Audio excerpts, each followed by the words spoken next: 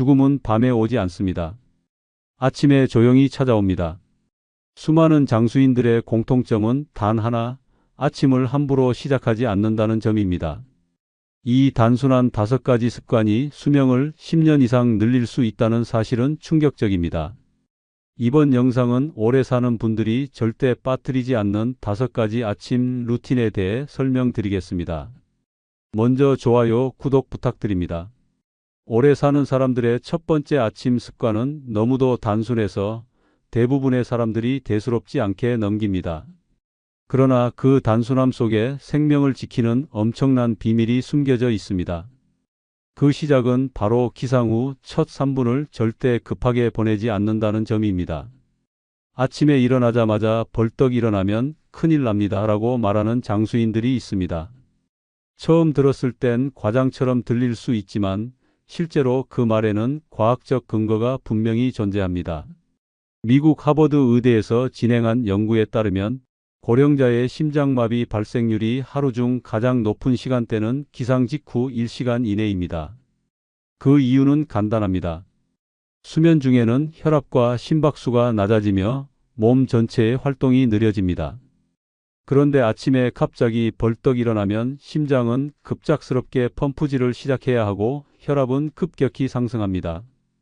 그 순간 심장에 과부하가 걸리고 뇌로 가는 혈류가 일시적으로 부족해지면서 어지럼증, 실신, 심한 경우 뇌졸중이나 심장마비까지 이어질 수 있습니다. 장수인들은 이 위험한 3분을 절대 소홀히 넘기지 않습니다. 그들은 눈을 뜨자마자 바로 일어나지 않습니다. 먼저 눈을 감은 채 손가락을 움직이고 발가락을 천천히 꼼지락거립니다. 그리고 손을 깍지 껴 머리 위로 들어 올리며 심호흡을 반복합니다. 몸아, 일어날게. 준비됐니? 마치 몸과 대화를 하듯 천천히 상체를 일으키며 침대에 앉습니다. 이 행동만으로도 심박수를 안정시키고 뇌혈류를 서서히 회복시켜 돌연사를 막는 데 큰 역할을 합니다. 영국 런던 대학교의 연구에서는 기상 직후 심박수와 혈압을 안정시키는 데 단 3분의 여유가 심혈관 질환 위험을 30% 이상 낮춘다는 결과도 발표되었습니다. 이 단 3분, 우리가 흔히 무의식적으로 흘려보내는 그 시간에 생명이 좌우되는 것입니다. 장수하는 사람들은 이것을 생명 예비 시간이라 부르며 절대로 대충 넘기지 않습니다. 또 하나 놀라운 점은 이들은 아침에 눈을 뜨자마자 스마트폰을 절대 보지 않는다는 사실입니다. 눈 뜨자마자 휴대폰 보면 뇌가 벌써 피곤해져요 라는 말을 하는 장수 노인이 있습니다. 실제로도 이는 과학적으로 설명됩니다. 미국 스탠퍼드 대학교의 뇌과학 연구에 따르면 기상 직후 30분 이내에 스마트폰을 보면 뇌의 편도체가 과도하게 활성화되어 스트레스 호르몬인 코르티솔이 급증하게 됩니다. 그 결과 하루 종일 몸이 위협 모드에 놓이게 되어 심장, 소화기관, 면역계가 극심한 부담을 받습니다. 반면 장수인들은 스마트폰 대신 자연의 소리를 듣습니다. 새소리, 바람소리, 혹은 물 한 잔 따르는 소리조차도 그들에게는 힐링의 음악입니다. 일어나자마자 마시는 따뜻한 물 한 잔은 그들의 공통된 루틴 중 하나입니다. 그냥 물이 아닙니다. 어떤 이는 레몬을 넣고 어떤 이는 생강 조각을 띄우며 또 다른 이는 소금을 아주 조금 넣기도 합니다. 이 물은 단순히 갈증을 해소하는 것이 아니라 자는 동안 말라있던 장기를 부드럽게 깨우고 체내 노폐물을 배출시키는 속 해독제 역할을 합니다. 일본의 국립장수의료연구센터에서는 아침 공복에 물을 마시는 습관이 위장 건강을 개선하고 변비를 예방하며 심혈관 질환 위험을 줄인다고 발표한 바 있습니다. 특히 따뜻한 물은 장의 연동운동을 활성화시키는 효과가 뛰어나 장년층 이상의 연령대에서 활발한 배변 활동과 면역력 유지에 직접적인 도움을 줍니다. 한 장수인은 이렇게 말합니다. 침대에서 천천히 일어나고 물 한 잔 마시고 햇빛 한 번 쐬면 하루가 다릅니다.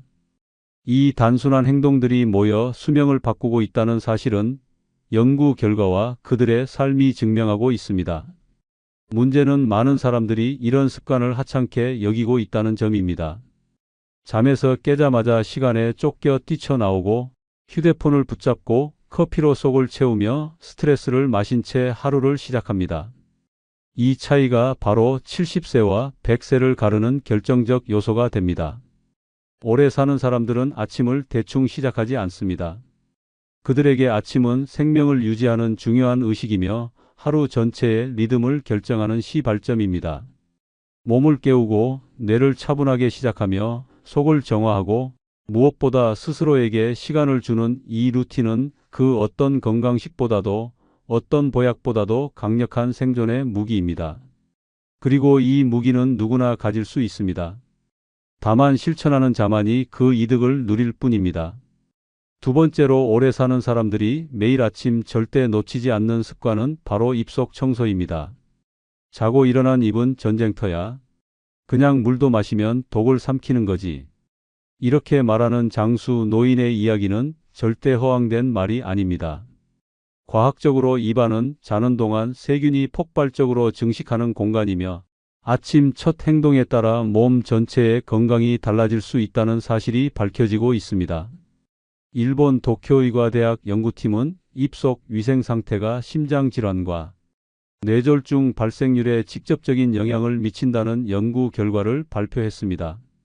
아침에 양치를 하지 않고 물이나 음식을 섭취하는 사람은 입속 세균과 독소를 그대로 삼키게 되며 이 세균이 혈관을 타고 온몸으로 퍼지면서 염증을 유발하고 심장 근육까지 손상시킬 수 있다고 경고하고 있습니다. 이처럼 눈에 보이지 않는 침속 독소가 돌연사의 씨앗이 되는 셈입니다. 장수인들은 기상하자마자 절대 아무것도 입에 넣지 않습니다. 가장 먼저 하는 행동은 거울 앞에 서서 혀 클리너로 백태를 긁어내는 일입니다. 혀 위에 쌓인 백태는 박테리아, 음식 찌꺼기, 죽은 세포들이 뒤섞인 유독물 덩어리입니다. 이걸 그냥 삼킨다는 건 매일 아침마다 독약을 마시는 것과 다름없습니다. 어릴 땐 몰랐는데 지금은 알겠어요. 입속이 곧 내 건강의 바로미터라는 걸요. 이렇게 말하는 92세 장수 여성은 아침 입속 관리만 15분 이상 합니다. 미국 치주학회에서는 고령자의 구강청결이 폐렴 발생률과 밀접한 관련이 있다고 발표했습니다. 입속 세균이 목과 기관지를 타고 폐로 들어가면 면역력이 약한 노년층에게 치명적인 흡인성 폐렴으로 발전할 수 있습니다. 특히 침이 마른 상태에서의 세균 전파는 더욱 빠르며 치아 사이에 낀 노폐물이 썩으며 구강 내 세균 환경을 더욱 악화시킵니다. 결국 양치질 하나, 입속 청소 하나 소홀히 하는 것이 목숨을 좌우할 수 있다는 사실이 밝혀지고 있습니다. 장수인들은 치약 선택에도 신중합니다. 일반 치약 대신 코코넛 오일이나 베이킹소다로 만든 천연 치약을 사용하며 불필요한 계면활성제나 화학성분이 유익균까지 죽이지 않도록 주의합니다. 입속에 좋은 것도 있는데 왜 굳이 다 죽이냐는 거죠. 이렇게 말하며 장내 세균만큼이나 구강 세균의 균형도 중요하다는 점을 강조합니다. 이들의 생각은 단순한 고집이 아니라 오랜 생존의 경험에서 우러나온 결과입니다. 또 하나 눈여겨볼 점은 이들이 아침의 침을 건강의 지표로 본다는 것입니다. 투명하고 묽은 침은 건강한 상태를 의미하지만 끈적하고 냄새가 나거나 노란 침은 몸속 독소가 많다는 신호입니다. 어떤 장수인은 침을 종이에 떨어뜨려 색을 확인하고 그날의 몸 상태를 예측한다고 말합니다. 입속은 단순히 음식이 지나가는 통로가 아니라 면역력의 최전방이라는 사실을 이들은 정확히 알고 있습니다. 입속 청소는 이들에게 하루의 첫 번째 전투입니다. 이 전투에 실패하면 하루 전체가 패배로 시작되는 것입니다. 아침마다 무심코 넘기는 입속 세균은 뇌졸중, 심장병, 폐렴, 심지어 알츠하이머까지도 유발할 수 있다는 연구들이 쏟아지고 있습니다. 캐나다 브리티시 컬럼비아 대학 연구진은 구강 세균이 뇌에 침투해 신경세포를 손상시킬 수 있다는 실험 결과를 발표하며 구강 건강이 곧 치매 예방이라는 말을 남기기도 했습니다. 아침의 작은 습관이 평생의 건강을 결정짓습니다. 양치, 혀 클리닝, 소금물 가글, 치실 사용까지. 장수인들의 아침 루틴은 단순하지만 결코 가볍지 않습니다. 그들은 아침마다 거울 앞에서 입을 벌리고 혀를 내밀며 세균과의 전쟁을 벌입니다. 그 작은 습관 하나가 10년을 더 살게 만들고 치명적인 병을 막아줍니다. 입속 청소를 게을리하는 것은 건강을 방치하는 것과 같습니다. 세 번째로, 오래 사는 사람들이 반드시 지키는 아침 루틴은 장을 비우는 일입니다. 그냥 대변 보는 일이 아니라 생명을 연장하는 강력한 의식입니다. 아침에 변 못 보면 그날 하루 망한 거지라고 말하는 장수 노인의 말은 과장이 아닙니다. 실제로 장 건강이 무너지면 모든 건강이 동시에 무너지기 시작합니다. 가장 조용하게, 그러나 가장 치명적으로.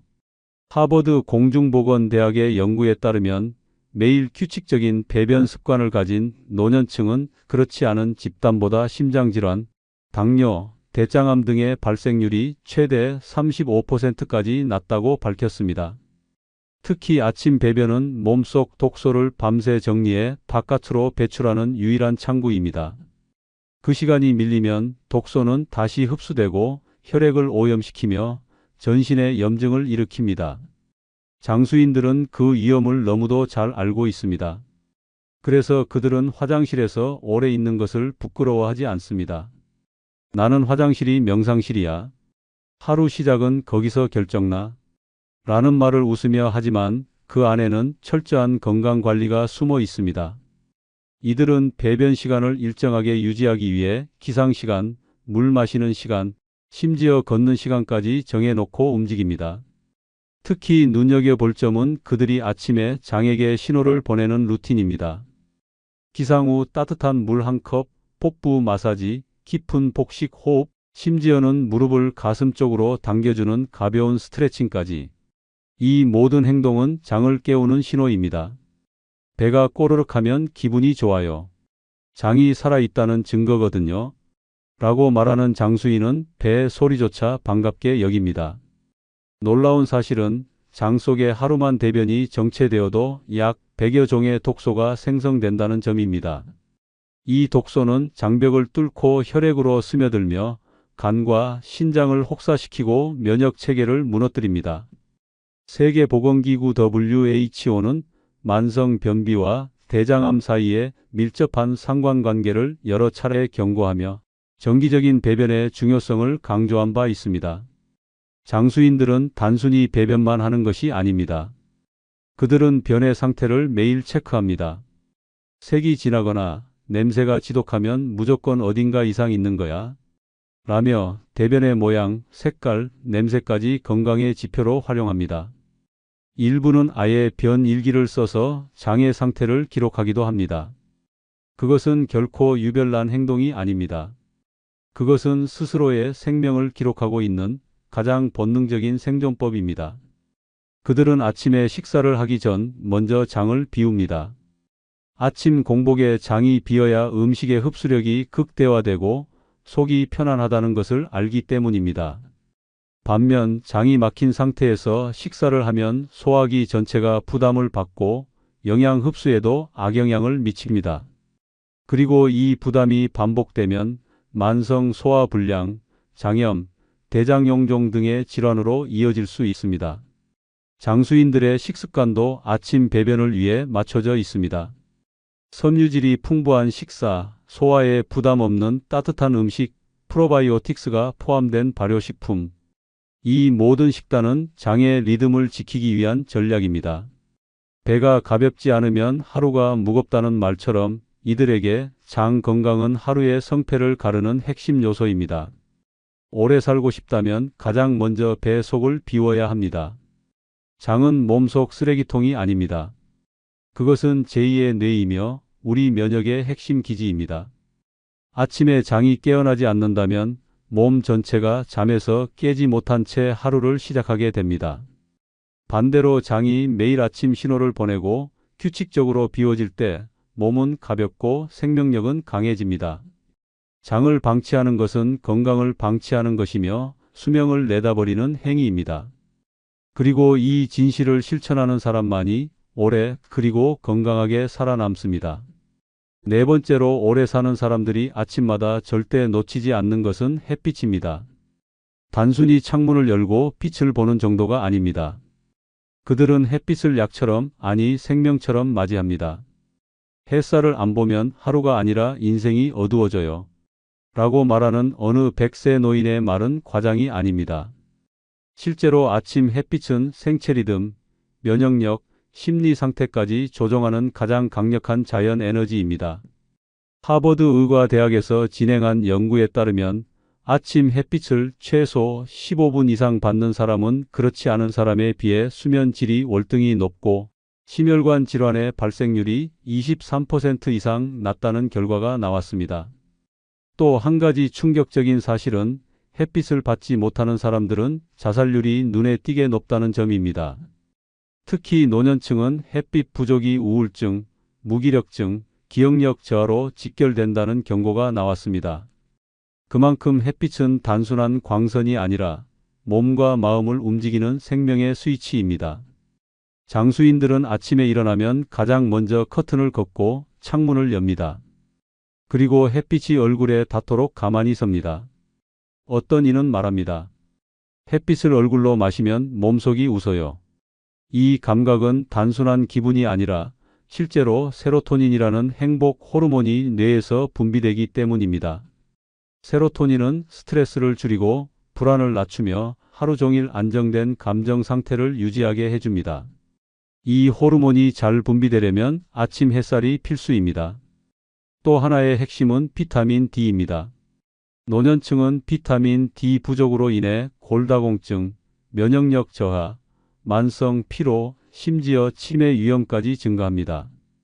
WHO 세계보건기구는 비타민 D 결핍을 조용한 팬데믹이라고 부르며 햇빛이 가장 안전하고 확실한 보충 방법이라고 강조했습니다. 보충제보다 강력한 자연 보약이 바로 아침 햇살입니다. 장수인들은 이 사실을 너무도 잘 알고 있기에 매일 아침 햇빛을 피부로 직접 흡수합니다. 더 무서운 사실은 아침 햇빛이 부족하면 생체 시계가 완전히 꼬이기 시작한다는 점입니다. 사람의 몸은 낮과 밤을 구분하며 호르몬을 분비합니다. 하지만 햇빛이 부족하면 이 시계가 망가지고 수면의 질이 떨어지며 낮에는 졸리고 밤에는 뒤척이게 됩니다. 스탠퍼드 대학교의 수면의학센터에서는 햇빛을 보지 못한 하루는 뇌가 깨어나지 못한 하루라고 표현할 정도로 중요성을 강조합니다. 장수인들은 햇빛으로 몸을 깨웁니다. 그리고 그 깨달음은 단순한 습관이 아니라 생존의 전략입니다. 햇빛은 또 하나의 강력한 효과를 가집니다. 바로 혈압 조절입니다. 영국 에든버러 대학 연구진은 아침 햇살을 30분 이상 쬐면 피부에서 산화질소가 분비되어 혈관이 확장되고 혈압이 자연스럽게 낮아진다는 연구 결과를 발표했습니다. 약도 아니고 주사도 아닙니다. 빛만으로 혈압이 조절되는 이 놀라운 사실은 고혈압으로 고통받는 노년층에게는 생명줄 같은 희망입니다. 장수인들은 이 빛을 가만히 맞고만 있지 않습니다. 걷습니다. 햇빛과 걷기의 조합은 두뇌 활동을 촉진시키고 혈액순환을 활발히 하며 심지어 치매 예방에도 탁월한 효과를 냅니다. 햇빛 받으면서 걷다 보면 걱정도 빠져나가고 기분이 맑아져요. 그들의 말에는 과학이 담겨 있습니다. 한국국민건강보험공단의 자료에서도 매일 아침 30분 이상 햇빛 아래 산책하는 노인의 치매 발생률이 무려 40% 이상 낮다는 결과가 발표된 바 있습니다. 오래 살고 싶다면 하루를 햇빛으로 시작해야 합니다. 그 어떤 비타민도, 그 어떤 운동도 아침 햇빛을 대신할 수 없습니다. 햇빛은 뇌를 깨우고 장을 움직이며 면역계를 작동시키는 만능 키입니다. 그리고 그 키를 매일 돌리는 사람만이 조용히 그러나 강하게 오래 살아남습니다. 아침 햇살은 생명이다.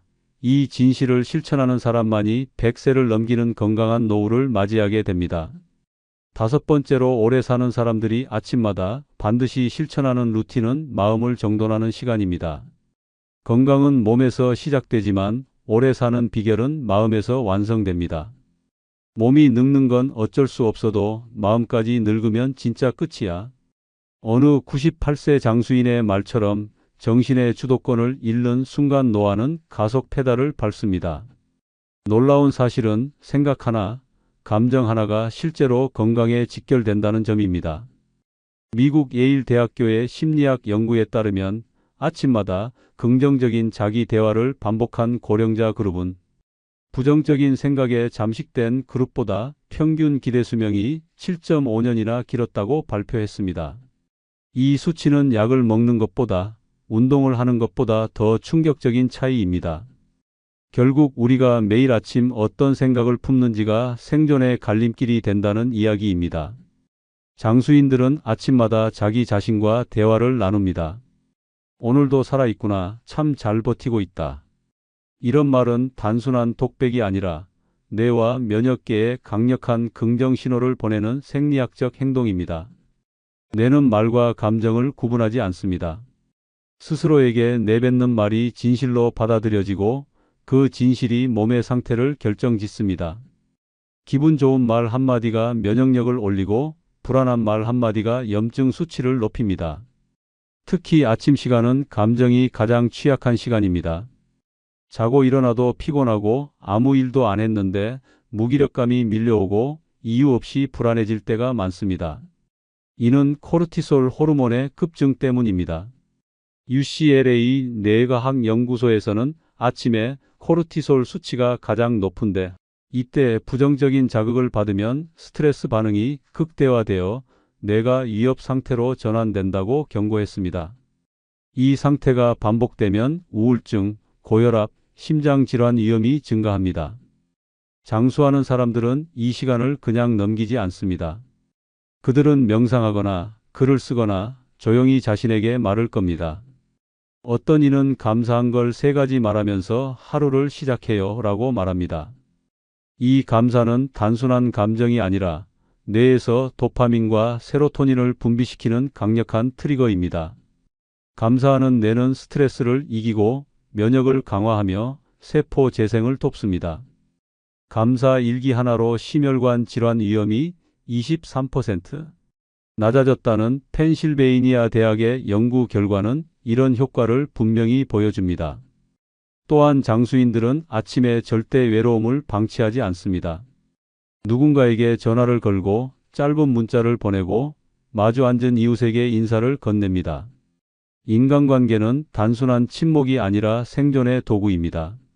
사회적 고립은 치매 발생률을 2배 이상 높인다는 영국 킹스 칼리지 런던의 연구는 노년기 인간관계의 중요성을 극명하게 보여줍니다. 아침마다 마음을 챙기는 이들의 비밀은 단순합니다. 살아있는 동안 살아있다고 느끼고 싶다는 것입니다. 그래서 그들은 거울을 보고 웃고 창밖을 바라보며 숨을 깊이 쉬고 커피를 마시며 하루를 음미합니다. 이 사소한 순간들이 모여 살아있다는 감각을 유지하게 해줍니다. 반면 마음을 방치한 아침은 감정을 병들게 하고 병든 감정은 결국 몸까지 무너뜨립니다. 오래 살고 싶다면 아침에 반드시 마음을 들여다봐야 합니다. 아무리 건강한 식사와 운동을 해도 마음이 병들어 있으면 오래 살 수 없습니다. 마음은 단순한 감정의 영역이 아니라 몸의 모든 시스템을 조종하는 총사령부입니다.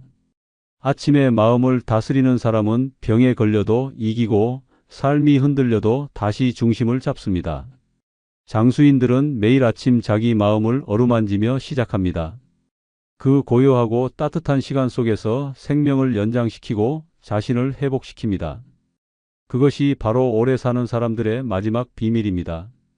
하루의 시작에 마음을 빼놓지 않는 사람, 그 사람이 결국 가장 오래 살아남습니다. 여러분, 건강은 우연이 아닙니다. 아침을 어떻게 시작하느냐가 생존을 결정짓습니다. 지금도 수많은 사람들이 이 5가지 루틴을 모르고 생명을 깎아먹고 있습니다. 살아남고 싶다면 내일 아침부터 반드시 바꿔야 합니다.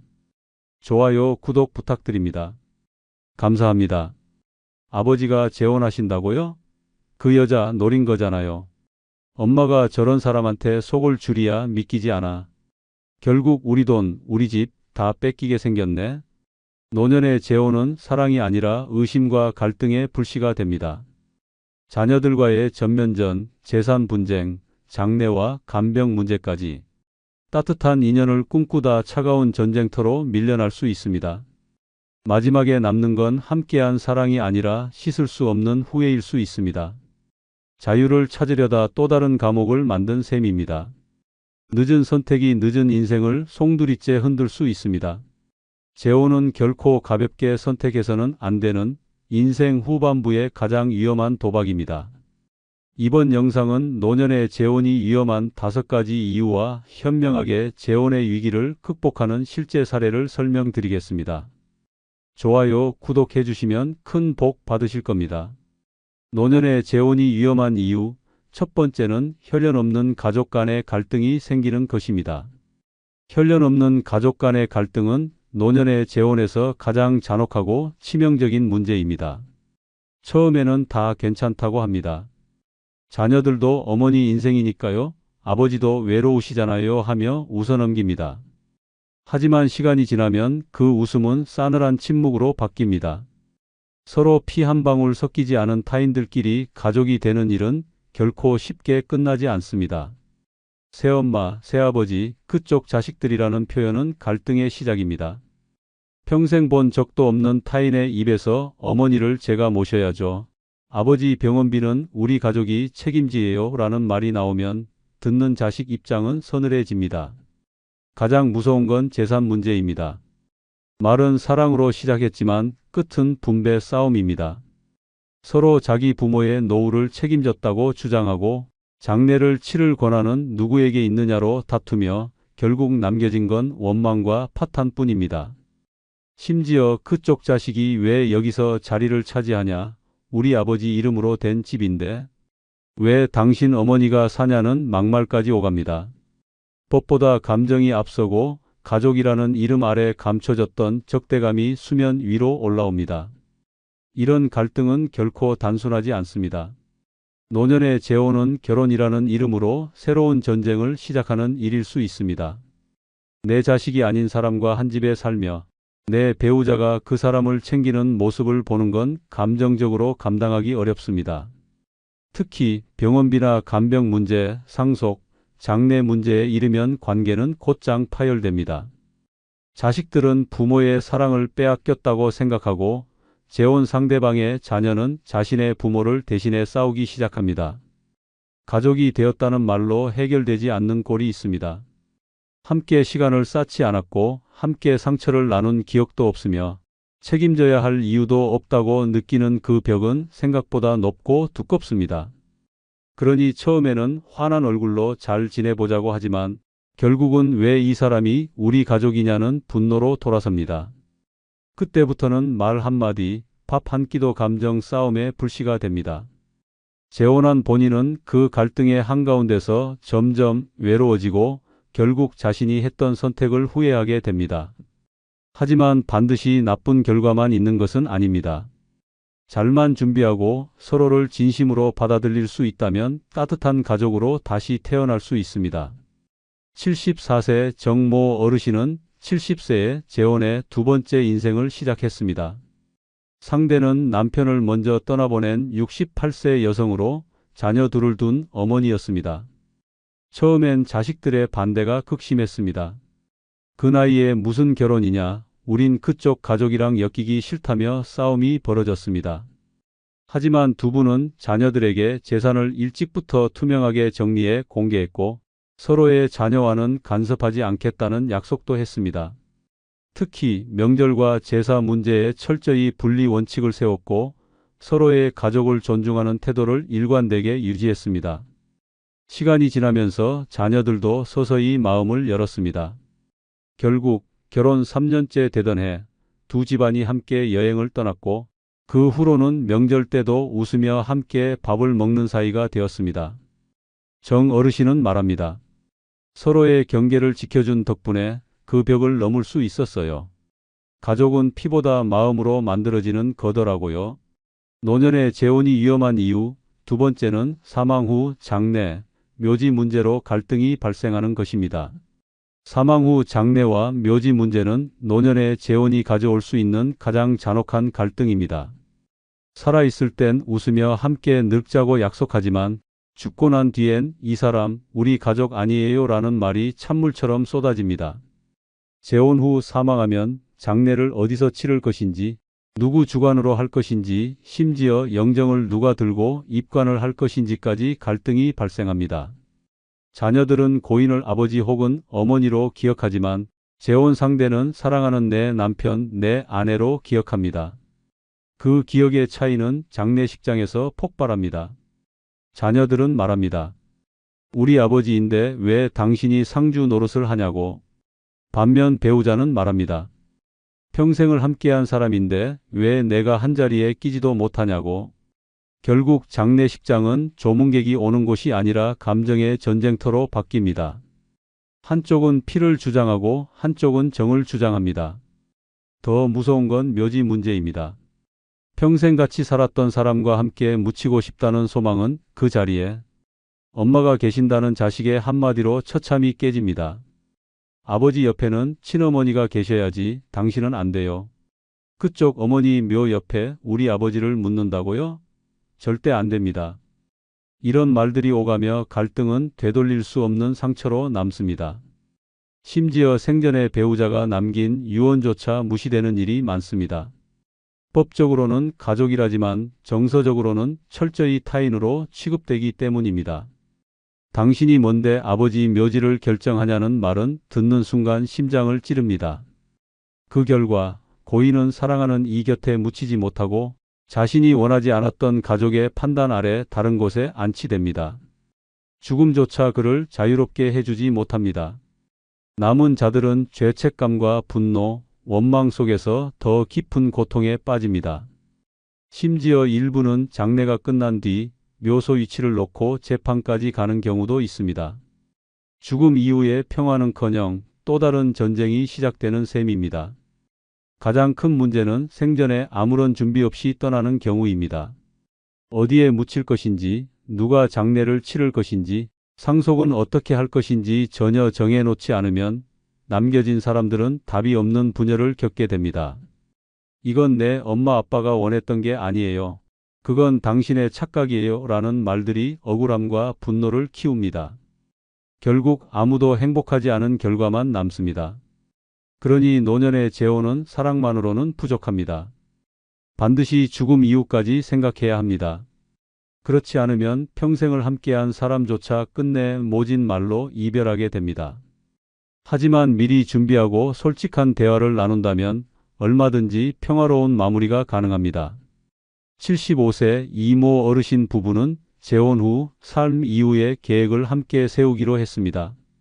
두 분은 결혼 초부터 자녀들에게 정식으로 인사하며 모든 재산과 장래 문제를 투명하게 밝혔습니다. 사전에 공증을 통해 사망 시 배우자와 같은 납골당에 안치하길 원한다는 유언장을 작성했고 자녀들과도 정기적으로 이 문제를 공유했습니다. 심지어 생전에 부부가 함께 묘소를 탑사하고 가족들과 함께 묘지 위치까지 선정해 놓았습니다. 장례 절차도 자녀들과 합의해 조율하였고 실제로 2023년 아내가 먼저 세상을 떠났을 때 모든 절차가 조용하고 따뜻하게 이루어졌습니다. 남편 이 어르신은 말했습니다. 미리 말하고 미리 정해두니 모두가 편했습니다. 죽음도 준비할 수 있다는 걸 이제야 알았습니다. 이 사례는 재혼도 죽음도 갈등 없이 마무리할 수 있다는 가능성을 보여줍니다. 노년의 재혼이 위험한 이유 세 번째는 동반자보다 간병인으로 전락할 수 있기 때문입니다. 노년의 재혼은 함께 늙어가는 따뜻한 사랑으로 시작됩니다. 그러나 현실은 생각보다 훨씬 냉혹합니다. 시간이 지나면 사랑은 사라지고 남는 건 피로와 책임뿐입니다. 누군가의 마지막을 함께 하겠다는 다짐은 어느새 병원 청구서와 약봉지, 기저귀 교체와 요양병원 뒷바라지로 바뀝니다. 그렇게 동반자라는 이름은 어느 순간 간병인으로 전락합니다. 같이 웃고 같이 걸으며 함께 늙자는 약속은 누군가 쓰러지는 순간 완전히 깨집니다. 문제는 노년에 시작한 사랑은 시간이 없습니다. 오랜 시간 함께 쌓아온 기억도 부족하고 상대의 병력이나 가족력에 대한 정보도 모릅니다. 갑작스러운 치매, 뇌졸중, 암 판정 앞에서 사랑은 무력해집니다. 상대는 점점 나를 가족처럼 의지하게 되고 나는 점점 간병인의 삶에 갇히게 됩니다. 사랑이라는 이름으로 모든 걸 감당해야 하는 상황은 육체뿐 아니라 정신까지 파괴시킵니다. 누군가의 말동무로 시작한 인연이 어느새 누군가의 마지막을 책임지는 짐이 되는 것입니다. 자식들은 모른 척합니다.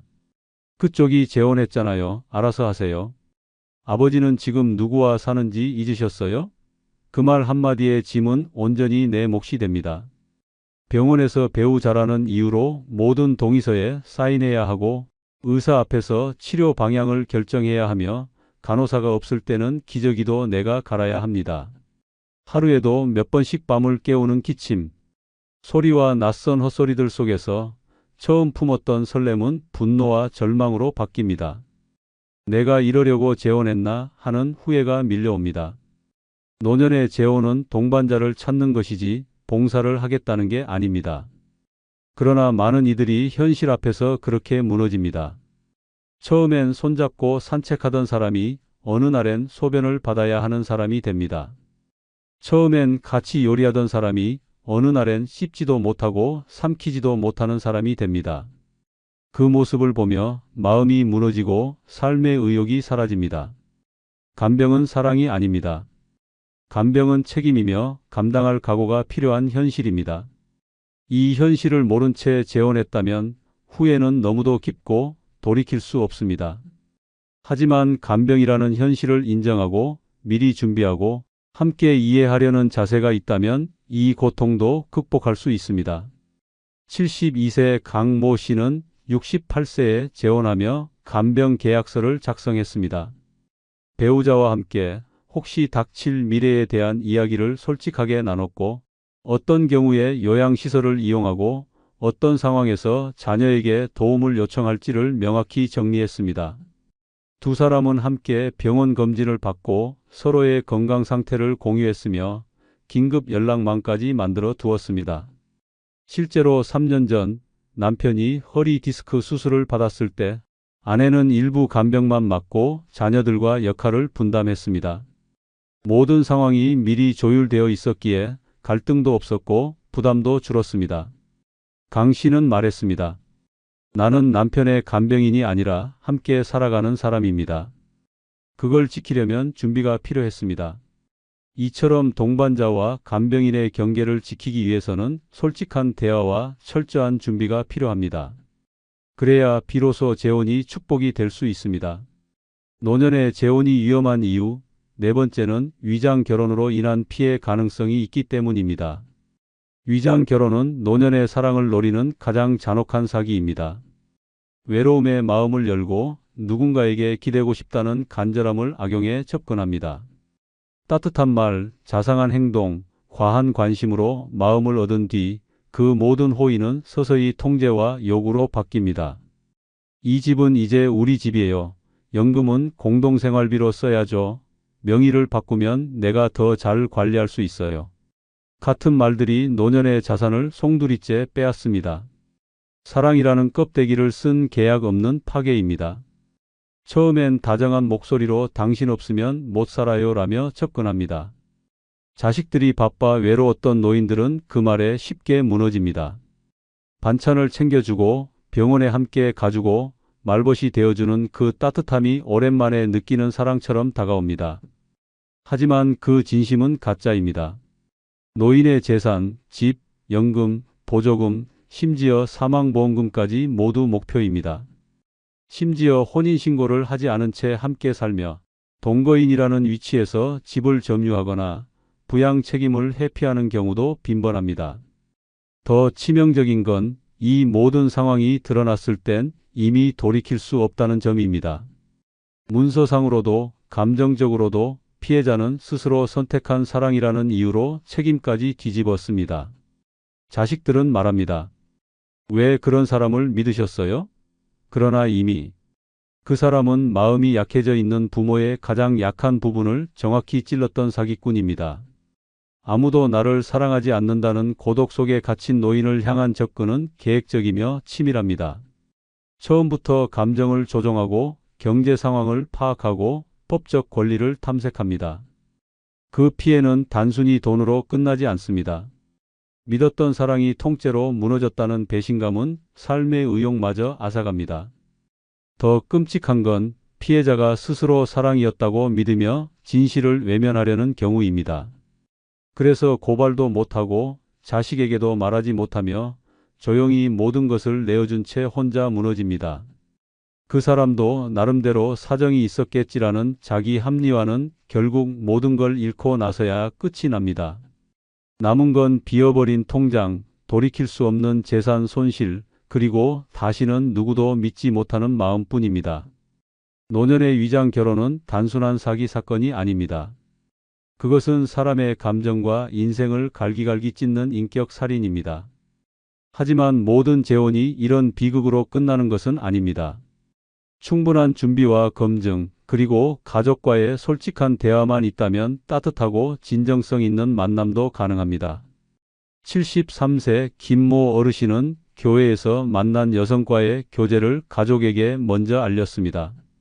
자식들과 함께 만남의 과정을 투명하게 공유했고, 함께 여행하고 식사하며 가족들끼리의 관계도 돈독하게 만들었습니다. 결혼 전에는 변호사를 통해 동거 및 재산 보호 협약서를 체결했고, 명예 변경 없이 각자의 자산을 지키며 생활하자는 합의도 했습니다. 김 어르신의 자녀들은 오히려 아버지가 행복해 보여서 좋다며 찬성했고, 지금은 며느리와 손주들까지 함께 명절을 보내는 가족이 되었습니다. 김 어르신은 말합니다. 사랑도 중요하지만 신뢰는 더 중요했습니다. 모든 걸 숨기지 않으니 아무 갈등이 없었습니다. 이처럼 열린 사랑과 사전 준비가 함께한다면 노년의 재혼도 충분히 아름답고 든든한 동반자가 될 수 있습니다. 노년의 재혼이 위험한 이유, 5번째는 오히려 혼자일 때가 더 행복했다는 사실을 뒤늦게 알 수 있기 때문입니다. 노년의 재혼을 선택했지만 오히려 혼자일 때가 더 행복했다는 사실을 뒤늦게 깨닫는 순간이 찾아옵니다. 그것은 후회와 허무가 동시에 몰려오는 순간입니다. 외로움을 이겨보려는 용기였지만 돌아온 건 더 큰 피로와 감정의 갈등입니다.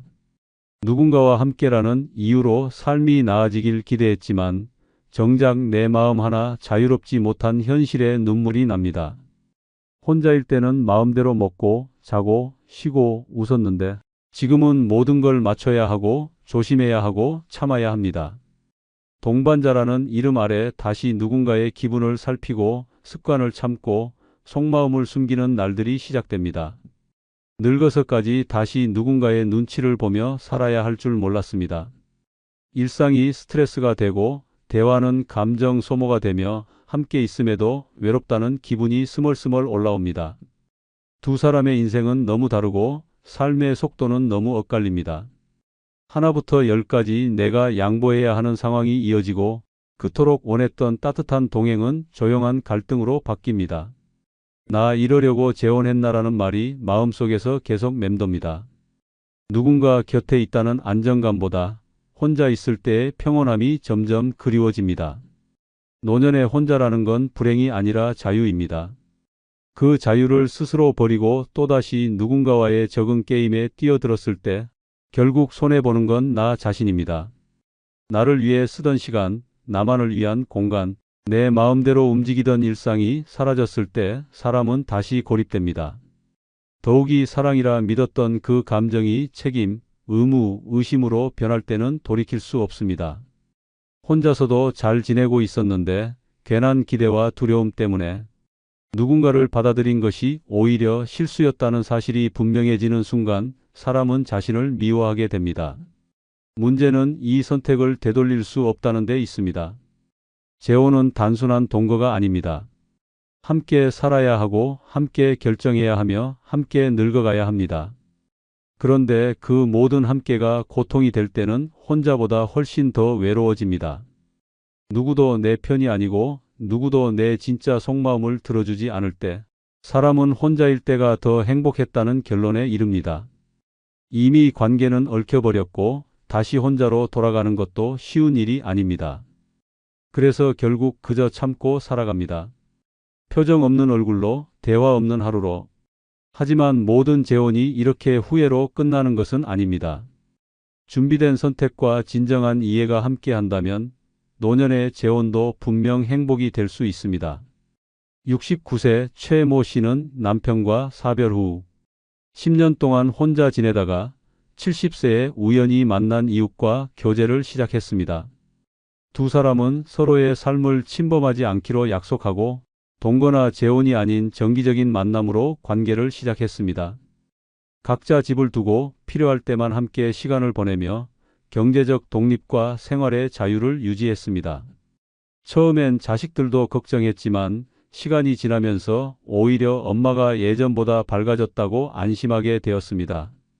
최 씨는 말합니다. 혼자 있을 때의 자유와 함께 있을 때의 따뜻함, 그 두 가지를 동시에 지킬 수 있어 행복합니다. 이처럼 반드시 결혼이라는 틀에 갇히지 않아도 노년의 사랑은 충분히 가능하며 혼자일 때보다 더 빛나는 시간이 될 수 있습니다. 구독, 좋아요는 무료이며 다음 영상을 가장 빠르게 보실 수 있습니다. 감사합니다. 평생을 성실하게 살아온 76세의 김노인 부부는 결혼 50주년을 맞아 유럽으로 황혼여행을 떠났습니다. 한때 가이드 없이도 전국 방방곡곡을 누비던 여행 마니아였기에 노후에도 충분히 즐길 수 있으리라 자신했습니다. 파리에서 시작해 로마까지 이어지는 10일 일정 미리 예약한 유명 관광지 투어, 사진으로만 보던 유럽의 건축물과 예술품들이 가슴을 설레게 했습니다.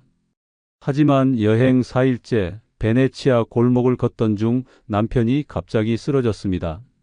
처음엔 단순한 어지러움으로 생각했지만 이내 의식을 잃고 경련까지 일으켰습니다. 주변 사람들은 놀라 웅성거렸고 현지 의료진이 도착하기까지 30분이 넘는 시간이 걸렸습니다.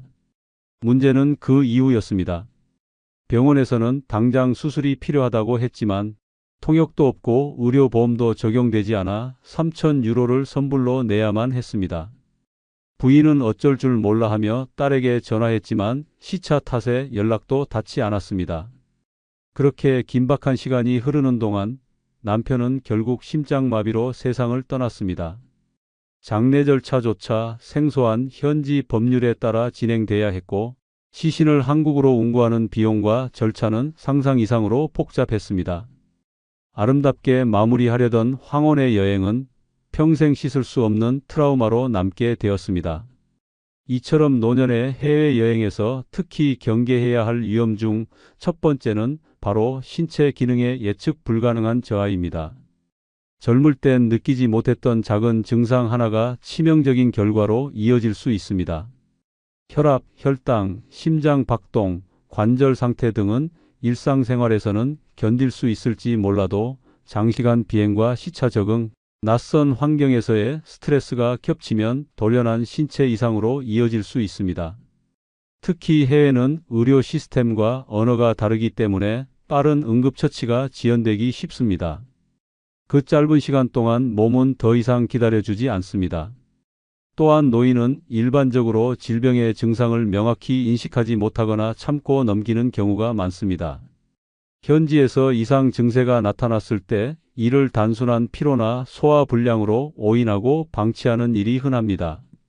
그러나 이는 곧 심각한 상황으로 악화될 수 있으며 의료진에게 증상을 설명하는 과정에서도 오해가 발생해 정확한 진단과 치료가 늦어질 수 있습니다.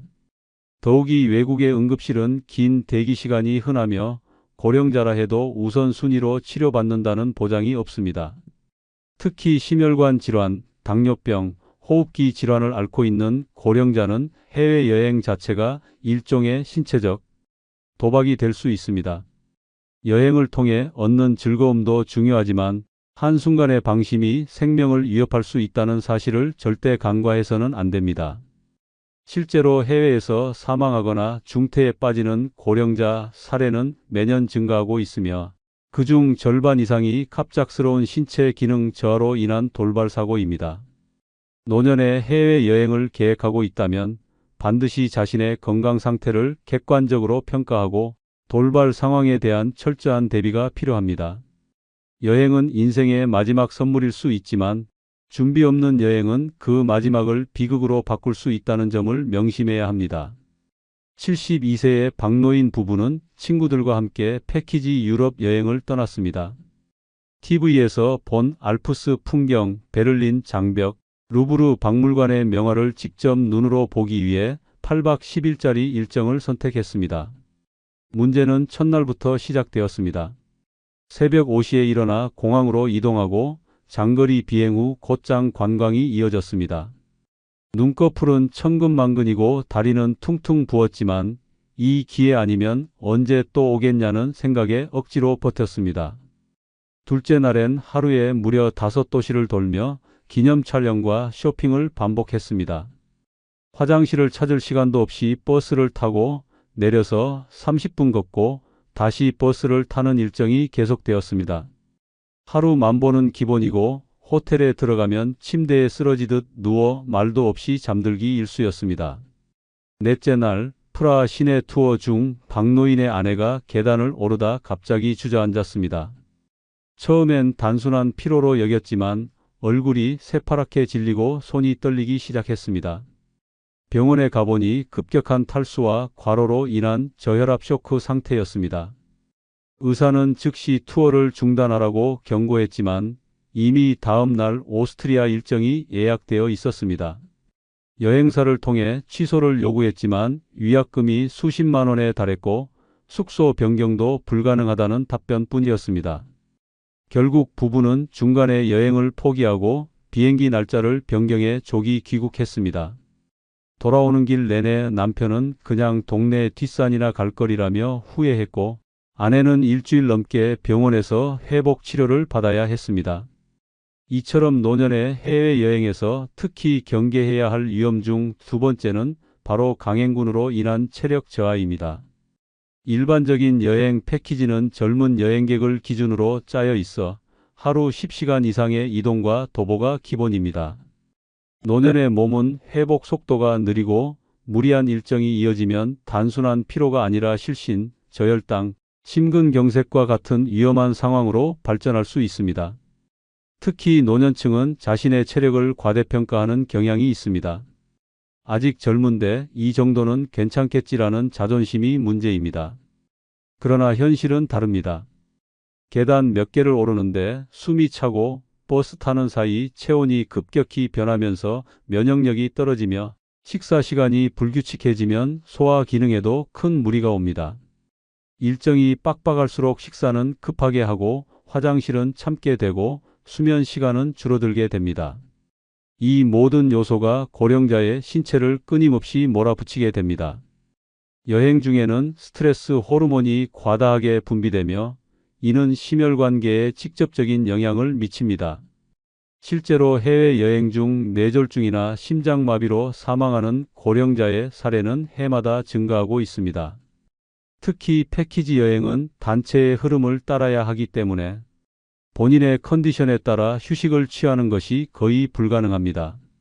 한 번 일정에서 이탈하면 전체 계획이 틀어지기 때문에 억지로 버티는 경우가 많습니다.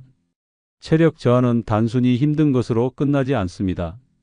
판단력이 흐려지고 낯선 환경에서의 긴장감이 더해져 넘어지거나 사고로 이어질 가능성이 높아집니다. 실제로 해외에서 넘어져 골절상이나 뇌진탕을 입는 고령자의 사례도 잦습니다. 병원 진료는 곧 막대한 비용으로 이어지고 이후 여행은 즐거움이 아닌 고통의 시간이 됩니다.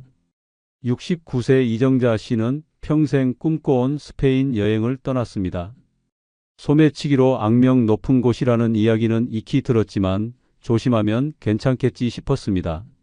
첫날 마드리드 광장에서 찍은 사진들을 가족 단톡방에 올리며 행복을 만끽하던 중 낯선 청년이 다가와 한국에서 왔냐고 말을 걸었습니다.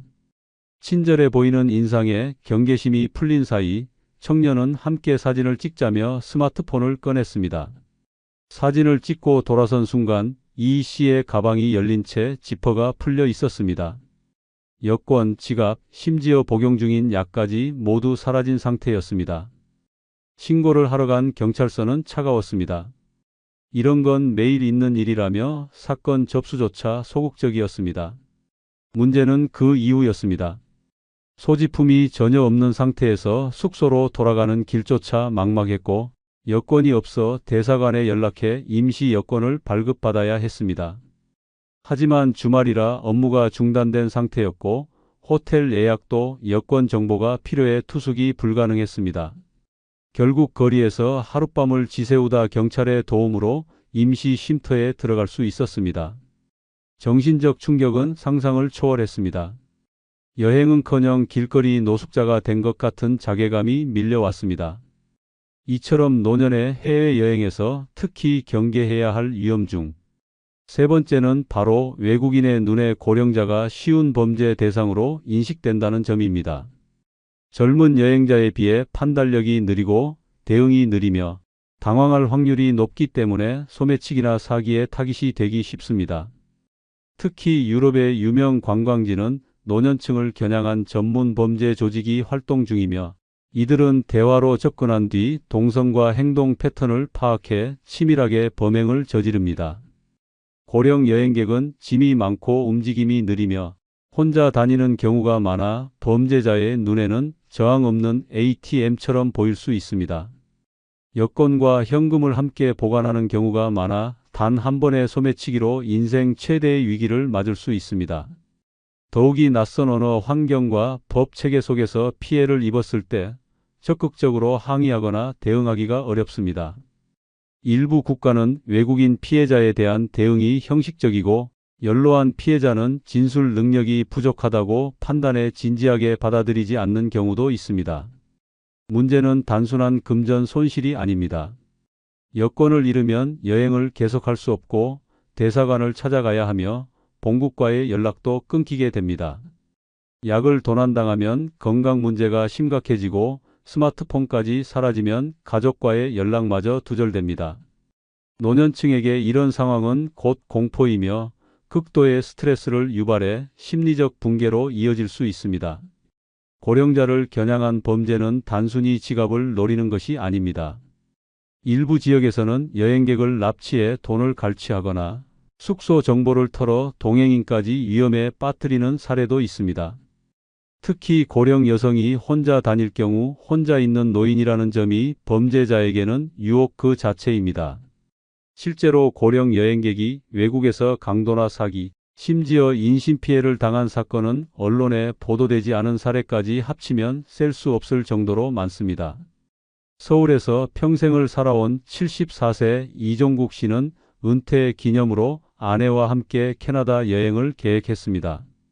단풍이 절정이라는 소리에 마음이 끌렸고 평소 폐기능이 약한 것을 알면서도 맑은 공기면 오히려 좋겠지라며 무리해서 출발했습니다. 밴쿠버에서 시작해 로키 산맥을 둘러보는 9일간의 코스는 첫날부터 눈부시게 아름다웠고 공기마저 상쾌해 감탄의 연속이었습니다. 하지만 여행 3일째부터 기온이 갑자기 뚝 떨어지기 시작했습니다. 영하로 떨어진 새벽 기온에 대비하지 못한 이 씨는 목이 칼칼하고 가래가 생기기 시작했습니다. 대수롭지 않게 여기고 감기약만 복용했지만 다음 날 아침에는 숨이 가빠져 제대로 걷지도 못하는 상태가 되었습니다.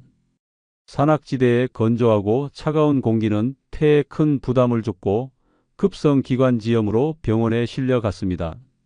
현지 병원에서는 산소호흡기를 연결하고 입원을 권유했습니다. 그러나 보험 문제와 언어 장벽, 병원비에 대한 두려움 때문에 하루 만에 퇴원할 수밖에 없었습니다. 이후 일정은 모두 취소되고 아내 혼자 이 씨를 부축해 호텔 방 안에서 꼼짝없이 남은 여행을 보내야 했습니다. 그토록 기다렸던 단풍 여행은 침대 위에서 가래를 뱉고 숨을 헐떡이는 악몽으로 바뀌었습니다. 귀국 후에도 상태는 호전되지 않아 입원 치료를 다시 받아야 했고 병원에서는 기저질환이 있는 분은 절대 무리한 여행을 해선 안 된다며 고개를 저었습니다. 사진으로만 보던 캐나다의 단풍은 너무도 아름다웠지만 몸이 기억한 건 살을 애는 듯한 공기와 끊이지 않는 기침뿐이었습니다. 이처럼 노년의 해외여행에서 특히 경계해야 할 위험 중 네 번째는 바로 날씨 변화가 호흡기 질환을 치명적으로 악화시킬 수 있다는 점입니다. 노년층의 폐는 젊었을 때보다 탄력성과 회복력이 크게 떨어져 있어 급격한 기온 변화나 건조한 공기에 노출될 경우 쉽게 염증이 생기고 호흡이 어려워질 수 있습니다. 특히 고도가 높은 지역이나 기후 차이가 심한 나라를 방문할 경우 작은 감기 증상도 폐렴이나 기관지염으로 번질 수 있습니다. 문제는 대부분의 고령 여행객들이 자신이 기저질환자라는 사실을 가볍게 여긴다는 점입니다. 평소에는 괜찮으니까 한 번쯤은 괜찮겠지라는 안일한 생각이 가장 위험합니다. 여행 중에는 충분한 휴식과 따뜻한 환경을 유지하기가 어렵고 일정상 새벽 이동이나 야외 관광이 불가피한 경우가 많아 몸이 기온 변화에 적응할 시간을 갖지 못하게 됩니다. 이는 면역력을 급격히 낮추고 호흡기 질환이 급성으로 악화되는 계기가 됩니다. 특히 겨울철 유럽, 북미, 고산 지역 여행은 차가운 바람과 건조한 공기가 동시에 덮쳐 호흡기 건강에 치명적입니다. 일반적인 감기와는 다르게 고령자의 경우 기관지 점막이 약해 세균 감염이 쉽게 일어나고 그 결과 폐렴으로 진행되는 경우도 많습니다. 폐렴은 노인 사망 원인 중 상위를 차지하는 질환으로 한 번 걸리면 회복까지 오랜 시간이 걸리고 합병증의 위험도 매우 큽니다. 또한 현지 병원에서 치료를 받는 것도 큰 부담입니다. 언어 소통이 어렵고 보험 적용 범위가 제한되어 있어 간단한 처치만으로도 수백만 원이 청구될 수 있습니다. 이러한 이유로 고령 여행객들은 증상이 심각해질 때까지 병원 방문을 미루는 경우가 많으며 이로 인해 질환이 더욱 악화되는 악순환이 발생합니다. 노년의 여행은 낭만이 아닌 생존의 문제일 수 있습니다. 호흡기 건강은 평소에 아무렇지 않아 보여도 낯선 기후에서는 순식간에 악화될 수 있습니다. 해외의 깨끗한 공기, 이국적인 자연을 꿈꾸며 떠나는 여행이 결국 산소호흡기와 병원, 침대로 끝나지 않기 위해선 자신의 건강 상태를 정확히 인식하고 날씨에 대한 철저한 대비가 필요합니다. 준비 없는 여행은 치명적이며 단 한 번의 기온 변화가 생명을 위협할 수 있다는 사실을 절대 잊지 말아야 합니다. 70세 최말순 씨는 평생 처음으로 미국 여행을 떠났습니다. 손주들이 살고 있는 로스앤젤레스에서 함께 크리스마스를 보내는 것이 소원이었고 자녀들도 흔쾌히 항공권과 여행 일정을 도와주었습니다. 공항에 도착한 순간부터 눈이 휘둥그레졌고 넓고 깨끗한 거리, 끝없이 펼쳐진 쇼핑몰, 온 가족이 모여 웃는 풍경에 감격했습니다. 그런데 여행 5일째 갑작스러운 폭통이 시작되었습니다. 평소엔 위장약만 먹으면 괜찮았던 증상이었지만 이번엔 달랐습니다. 땀을 뻘뻘 흘리며 복부를 부여잡고 고통스러워하자 자녀들이 911에 전화했고 곧바로 응급차가 도착했습니다. 응급실로 옮겨진 최 씨는 곧바로 정밀 검사를 받았고 의사는 충수염 가능성이 있다며 수술을 권했습니다. 치료는 신속했습니다. 그러나 병원 침대에 누운 채 최 씨는 그보다 더 충격적인 말을 듣게 되었습니다. 보험이 적용되지 않는다는 이유로 수술비와 입원비 전액이 본인 부담이라는 것입니다. 예상 진료비가 무려 3만 달러, 한화로 4천만 원이 넘는 금액이었습니다. 자녀들은 경황 없이 신용카드와 현금 서비스를 동원해 병원 측과 협상을 시도했지만 병원 측은 선불 또는 보증이 없으면 퇴원 후 청구가 불가하다며 단호하게 말했습니다. 결국 수술은 받았지만 병원비를 감당하기 위해 자녀들의 급여 통장이 텅 비었고 최 씨는 내가 괜한 짐이 됐구나라는 자책감에 시달렸습니다. 평생에 꾸미던 미국 여행은 여행 후 몇 달간 빚 독촉에 시달리는 악몽이 되었습니다. 이처럼 노년의 해외여행에서 특히 경계해야 할 위험 중 5번째는 바로 의료보험의 제한성과 그에 따른 막대한 치료비 부담입니다. 한국에서 익숙한 건강보험 체계는 해외에서는 전혀 통하지 않으며 특히 미국, 캐나다, 일본, 유럽 일부 국가에서는 응급실 진료만으로도 수백만 원이 청구될 수 있습니다. 여행자 보험이 있다 하더라도 고령자는 기존 질환이나 나이 제한으로 보험 적용이 제한되거나 보장이 축소되는 경우가 많습니다. 문제는 고령자는 여행 중 건강 이상이 발생할 확률이 높다는 점입니다. 단순한 탈수나 장염, 감기 증세도 나이 든 몸에는 치명적일 수 있으며 응급실을 찾는 상황은 생각보다 흔하게 발생합니다. 그러나 병원은 먼저 비용부터 요구하며 보험 여부에 따라 진료의 속도와 태도가 달라지는 일이 실제로 비일비재합니다. 어떤 병원은 아예 보험 서류 제출 전까진 진료 자체를 거부하거나 퇴원을 종용하기도 합니다. 특히 미국은 의료 민영화가 극단적으로 진행된 나라로 응급차 탑승부터 수술, 입원, 진통제 한 알까지 모두 별도의 청구 항목으로 분리되어 청구됩니다. 수술 한 번에 수천만 원, 입원 하루에 100만 원이 넘는 청구서를 받아든 순간 여행자와 가족은 정신적인 충격을 받게 됩니다. 여기에 언어 장벽과 병원 시스템의 차이까지 더해지면 병보다 그 상황 자체가 더 큰 고통이 됩니다. 보험의 존재만으로 안심해선 안 됩니다. 여행자 보험은 보장 내용이 매우 복잡하며 특히 만성질환을 가진 노년층의 경우 기저질환 관련 치료 제외라는 조항으로 인해 보장을 못 받는 경우가 많습니다. 고혈압, 당뇨, 심장질환 등 흔한 노인성 질환은 보험에서 예외로 처리되며 이러한 내용을 미리 충분히 숙지하지 않으면 치료비 전액을 떠안게 됩니다. 사전 동의서 하나 없이 받아들인 진료가 나중에 거절당해 전액 청구되는 경우도 많습니다. 경북 구미에 사는 73세 김혜순 씨는 평생을 된장찌개, 김치찌개, 고등어 조림과 함께 살아온 전형적인 한국식 입맛의 소유자였습니다.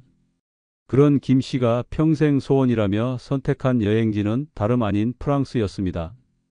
에펠탑을 직접 보고 몽마르트 언덕에서 커피 한잔 하는 꿈을 이루기 위해 친구들과 단체 여행을 떠났습니다. 문제는 도착하자마자 시작되었습니다. 첫날 저녁 식사는 파리의 유명 레스토랑에서 제공된 달팽이 요리와 치즈가 잔뜩 들어간 크림 파스타였습니다. 평소라면 젓가락도 대지 않았을 음식을 이왕 왔는데 안 먹으면 손해라는 생각으로 억지로 삼켰습니다. 고소하다며 웃던 옆자리 친구의 말에 용기를 내어 한 접시를 비웠고 후식으로 나온 와인까지 곁들였습니다. 하지만 밤이 되자 배가 땅처럼 단단해지고 속이 울렁거리기 시작했습니다. 위장은 전쟁터가 되었고 새벽에는 폭통으로 침대에서 뒹굴며 신음을 해야 했습니다. 아침엔 얼굴이 창백해졌고 몸을 일으키기도 힘들었습니다. 현지 가이드가 급히 약국에 데려갔지만 의사소통이 어려워 제대로 된 약을 받는 것조차 불가능했습니다. 그날 일정은 그대로 포기해야 했고 호텔에서 화장실과 침대를 오가며 하루를 보냈습니다. 다음 날부터는 모든 음식이 무서워져 제대로 식사를 하지 못했고 결국 귀국할 때쯤엔 체중이 4kg나 빠졌습니다. 가족들은 아니 파리 갔다더니 얼굴은 왜 이리 초췌하냐고 놀랐고 김 씨는 음식이 이렇게 사람을 죽일 줄 몰랐다며 2번 다시 해외는 꿈도 안 꾼다고 말했습니다.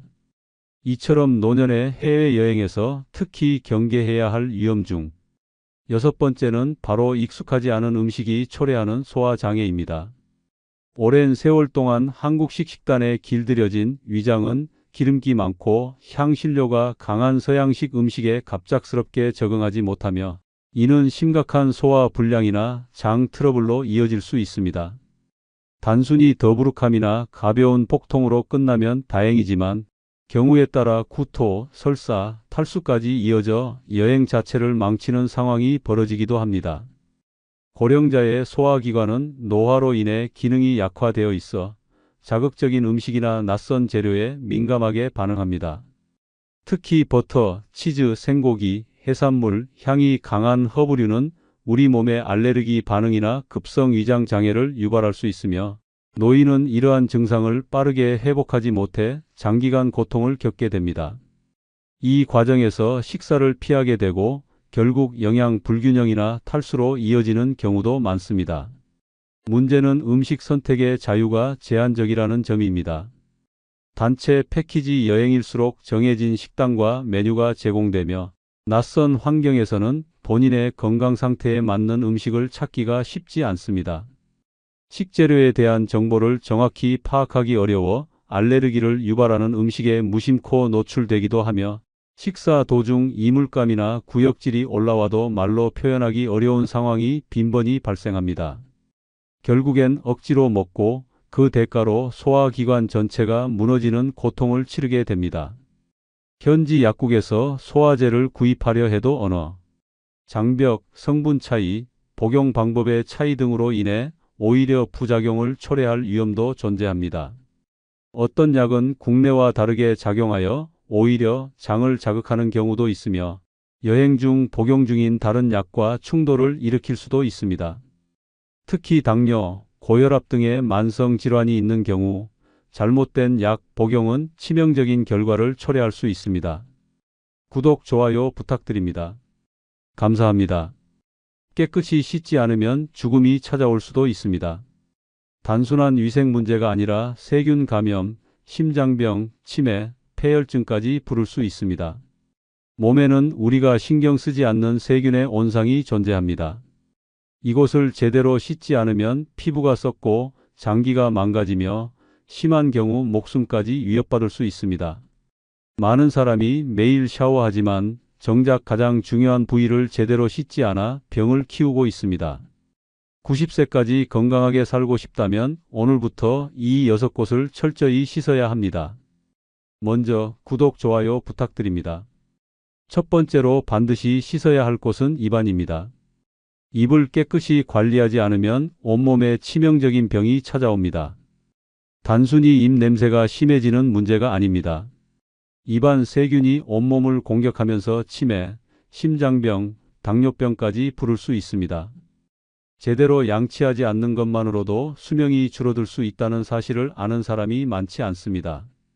입속은 세균의 온상입니다. 하루만 양치를 소홀히 해도 세균이 수백 배로 증식합니다. 이런 세균이 혈관을 타고 몸속 깊이 퍼지면 심장과 뇌까지 공격합니다. 실제로 입속 세균이 많을수록 심장병 위험이 크게 증가한다는 연구 결과도 있습니다. 양치를 게을리하는 것이 곧 심장을 위협하는 일입니다.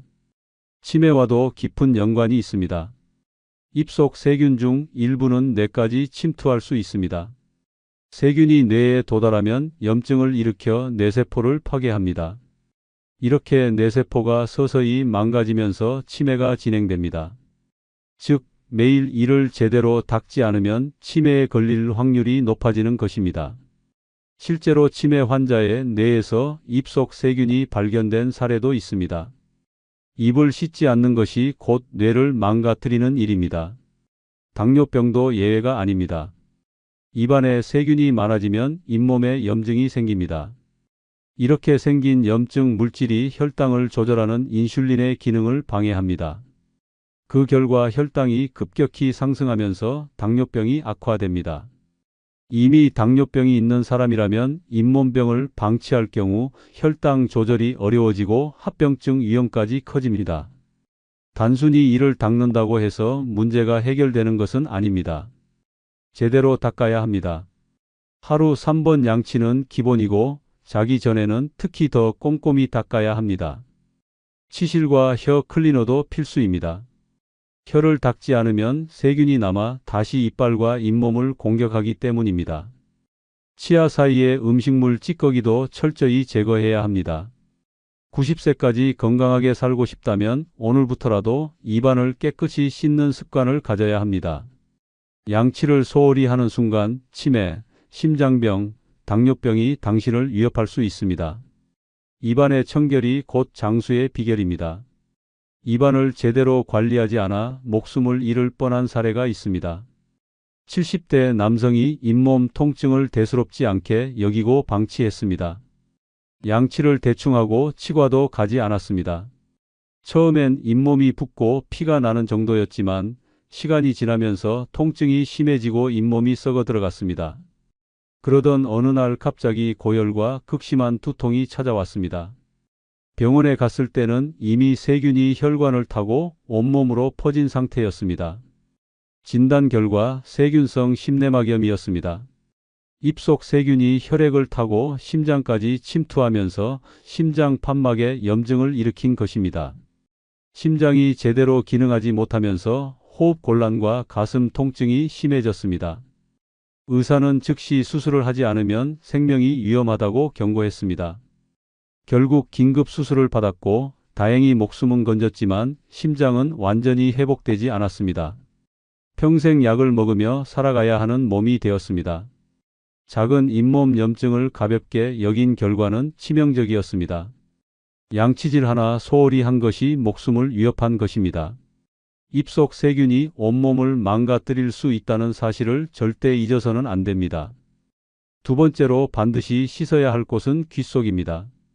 귀를 깨끗이 하지 않으면 단순히 귀가 더러워지는 것이 아니라 청력 저하, 만성 기염증, 심지어 뇌질환까지 유발할 수 있습니다. 특히 나이가 들수록 귀 건강은 생명과 직결됩니다. 귀 속을 제대로 관리하지 않으면 점점 듣지 못하게 되고 이는 결국 치매로 이어질 수 있습니다. 귀 속에는 보이지 않는 세균과 먼지가 가득합니다. 귓바퀴만 씻는다고 해서 깨끗해지는 것이 아닙니다. 귀 속 깊은 곳에 쌓이는 귀지는 시간이 지나면서 딱딱하게 굳고 이물질과 함께 엉켜 귀를 막아버립니다. 이렇게 귀가 막히면 소리가 왜곡되거나 한쪽 귀가 잘 들리지 않는 증상이 나타납니다. 하지만 대부분 나이가 들어서 그런 것이라며 대수롭지 않게 여깁니다.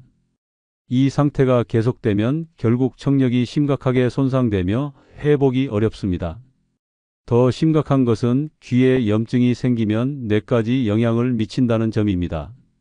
귀는 머리와 가까운 신체 부위입니다. 귀 속에 염증이 생기면 세균이 점차 안쪽으로 퍼지면서 두개골과 뇌로 침투할 위험이 있습니다.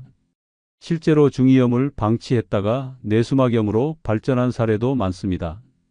귀 속이 더러우면 단순한 청력 저하가 아니라 생명을 위협하는 뇌질환까지 일으킬 수 있는 것입니다. 귀 속을 제대로 관리하지 않으면 치매 위험도 급격히 증가합니다. 청력이 저하되면 뇌로 전달되는 자극이 줄어들어 인지 기능이 떨어지기 때문입니다. 연구에 따르면 난청이 있는 사람은 그렇지 않은 사람보다 치매 위험이 5배 이상 높습니다. 귀를 깨끗하게 유지하는 것이 치매 예방의 첫걸음입니다. 귀 관리에서 가장 중요한 것은 올바르게 씻는 방법입니다. 면봉으로 귀 속을 후비는 것은 절대 금물입니다. 오히려 귀지를 깊숙이 밀어넣어 더 큰 문제를 일으킬 수 있습니다. 면봉 대신 따뜻한 물로 귓바퀴와 귓구멍 입구를 부드럽게 닦아야 합니다. 샤워 후 물기가 남지 않도록 깨끗이 말리는 것도 중요합니다. 습기가 남아있으면 세균이 번식하면서 염증이 생길 위험이 높아집니다. 귀 속을 깨끗하게 관리하는 것이 단순한 위생 문제가 아닙니다. 제대로 씻지 않으면 청력을 잃고 심지어 뇌까지 망가질 수 있습니다. 오늘부터라도 귀를 깨끗이 씻는 습관을 들여야 합니다. 건강한 귀가 있어야 오래도록 세상의 소리를 들을 수 있습니다. 귀 속을 제대로 관리하지 않아 목숨이 위험해진 사례가 있습니다. 70대 여성이 몇 달 전부터 귀에서 진물이 나고 가끔 심한 통증을 느꼈습니다. 그러나 단순한 귀지 문제라고 생각하고 방치했습니다. 그러던 중 갑자기 극심한 두통과 어지러움이 찾아왔고 말까지 어눌해졌습니다. 병원에 도착했을 때는 이미 한쪽 얼굴이 마비된 상태였습니다. 진단 결과 뇌수막염이었습니다. 귀 속 염증이 심해지면서 세균이 두개골을 뚫고 뇌로 침투한 것입니다. 의사는 즉시 항생제 치료를 시작했지만 이미 뇌로 감염이 퍼진 상태라 회복이 쉽지 않았습니다. 결국 환자는 한쪽 청력을 완전히 잃었고 마비된 얼굴도 완전히 돌아오지 않았습니다. 단순한 귀지와 염증을 방치한 대가로 평생 장애를 안고 살아야 하는 몸이 된 것입니다. 귀 속을 깨끗이 관리하지 않으면 단순히 귀가 더러워지는 것이 아니라 생명이 위험해질 수 있습니다. 작은 귀 속 문제라도 방치하면 돌이킬 수 없는 결과를 초래할 수 있다는 사실을 절대 잊어서는 안 됩니다. 세 번째로 반드시 씻어야 할 곳은 발가락 사이입니다. 이곳을 제대로 씻지 않으면 악취는 물론 무좀, 세균 감염, 심한 경우 발 괴사까지 이어질 수 있습니다. 특히 노년층은 혈액순환이 약해 작은 상처도 쉽게 덧나며 치료가 늦어지면 다리를 절단해야 하는 끔찍한 상황에 이를 수도 있습니다. 발가락 사이는 습하고 어두운 환경이라 곰팡이와 박테리아가 번식하기 딱 좋은 곳입니다. 씻지 않으면 피부가 짓무르고 갈라지며 하얗게 벗겨지는 증상이 나타납니다. 이는 곧 무좀, 즉 족부백선의 시작입니다. 무좀은 단순한 가려움증이 아니라 피부를 뚫고 깊숙이 퍼지는 질병으로 치료하지 않으면 발톱까지 변형되고 감염이 퍼지면서 극심한 통증을 유발할 수 있습니다. 발가락 사이를 씻지 않으면 악취도 심각해집니다. 땀과 각질이 쌓이면 박테리아가 번식하면서 악취를 발생시키고 이는 단순한 땀 냄새와 차원이 다릅니다. 발을 씻지 않는 사람의 신발과 양말에서는 시간이 지나면서 썩은 냄새가 나고 이는 주변 사람들에게도 불쾌감을 줄 수 있습니다. 더 심각한 문제는 세균 감염입니다. 발가락 사이에 피부가 갈라지면 세균이 쉽게 침투하면서 염증을 유발합니다. 특히 봉화지겸이라는 심각한 감염은 발이 붉게 부어오르고 심한 경우 폐혈증으로 발전해 목숨까지 위험할 수 있습니다. 면역력이 약한 노년층은 세균 감염이 빠르게 진행될 가능성이 크므로 더욱 주의해야 합니다. 당뇨병 환자는 더욱 치명적입니다. 작은 상처 하나가 제대로 치료되지 않으면 당뇨발, 즉 당뇨병성 족부 궤양으로 발전할 수 있습니다. 혈액순환이 원활하지 않아 발가락 끝부터 괴사가 시작되고 심하면 다리를 절단해야 하는 최악의 상황까지 갈 수 있습니다. 실제로 당뇨 환자 중 상당수가 발 관리 소홀로 다리를 잃고 있습니다. 발가락 사이를 제대로 씻으려면 비누를 사용해 발가락 사이를 꼼꼼히 문질러야 합니다. 샤워 후에는 반드시 완전히 건조시켜야 하며 특히 발가락 사이에 습기가 남지 않도록 수건으로 꼼꼼히 닦아야 합니다. 습한 상태로 방치하면 무좀균과 세균이 폭발적으로 번식합니다. 발가락 사이를 씻지 않는 것은 세균을 직접 키우는 것과 같습니다. 사소한 관리 소홀로 인해 발을 잃을 수도 있습니다. 90세까지 건강하게 살고 싶다면 반드시 발가락 사이를 철저히 씻고 관리해야 합니다. 깨끗한 발이 건강한 삶의 기본이라는 사실을 절대 잊어서는 안 됩니다. 발가락 사이를 제대로 씻지 않아 다리를 절단한 사례가 있습니다. 70세 남성이 발가락 사이에 가려움증을 느꼈지만 단순한 무좀이라 생각하고 방치했습니다. 시간이 지나면서 피부가 갈라지고 진물이 나기 시작했지만 연고만 바르고 대수롭지 않게 넘겼습니다. 그러던 어느 날 발이 심하게 붓고 검붉게 변하면서 극심한 통증이 찾아왔습니다. 병원에 갔을 때는 이미 봉화지겸과 괴사가 진행된 상태였습니다. 세균이 발가락 사이의 상처를 통해 침투하면서 감염이 퍼진 것입니다. 의사는 즉시 항생제 치료를 시작했지만 감염이 혈관을 타고 올라가면서 다리 절단을 피할 수 없는 상황이 되었습니다. 결국 발목 위까지 절단하는 수술을 받아야 했고 이후 의족을 착용해야 하는 처지가 되었습니다. 작은 무좀을 방치한 결과는 처참했습니다. 발가락 사이를 씻지 않는 것은 단순한 위생 문제가 아니라 생명을 위협하는 위험 요소입니다. 철저한 발 위생이 건강한 삶을 지키는 첫걸음이라는 사실을 절대 잊어서는 안 됩니다. 네 번째로 반드시 씻어야 할 곳은 배꼽입니다. 배꼽을 깨끗이 관리하지 않으면 악취는 물론 심각한 감염, 심지어 장기 손상까지 초래할 수 있습니다. 배꼽은 작고 깊숙한 구조 때문에 세균이 번식하기 좋은 환경입니다. 제대로 씻지 않으면 온갖 먼지, 땀, 각질이 쌓이며 배꼽 안에서 곰팡이와 박테리아가 번식합니다. 배꼽을 방치하는 것은 세균의 온상을 몸에 품고 사는 것이나 다름없습니다. 배꼽에서 악취가 나는 것은 단순한 위생 문제가 아닙니다. 냄새가 심해진다는 것은 이미 박테리아가 과도하게 증식했다는 신호입니다. 시간이 지나면 배꼽 안이 끈적이고 축축해지며 검은 때가 끼기 시작합니다. 이 상태를 방치하면 염증이 생기고 심한 경우 배꼽 주변이 붉게 부어오르면서 고름까지 차게 됩니다. 이 배꼽염이 심해지면 세균이 혈관을 타고 퍼지면서 전신 감염으로 이어질 수 있습니다. 배꼽을 씻지 않으면 심각한 내부 장기 문제까지 유발할 수 있습니다. 배꼽은 태아 때 탯줄이 연결되어 있던 자리로 혈관과 연결된 부분입니다. 만약 배꼽에 감염이 생기면 세균이 내부로 침투해 복막염 같은 위험한 질환으로 발전할 가능성이 있습니다. 특히 면역력이 약한 노년층은 이런 감염이 빠르게 퍼질 수 있어 더욱 치명적입니다. 배꼽에 쌓이는 때는 단순한 먼지가 아닙니다. 피부에서 떨어진 각질, 땀, 피지, 그리고 몸에서 나오는 노폐물까지 뒤엉켜 있습니다. 특히 배꼽 안이 축축하면 곰팡이가 서식하면서 심각한 피부 질환을 유발할 수 있습니다. 실제로 배꼽 안에서 곰팡이 감염이 발견되는 사례도 많습니다. 배꼽을 씻는 방법도 중요합니다. 세게 문지르거나 깊숙이 면봉을 찔러 넣으면 오히려 상처가 생겨 감염 위험이 커집니다.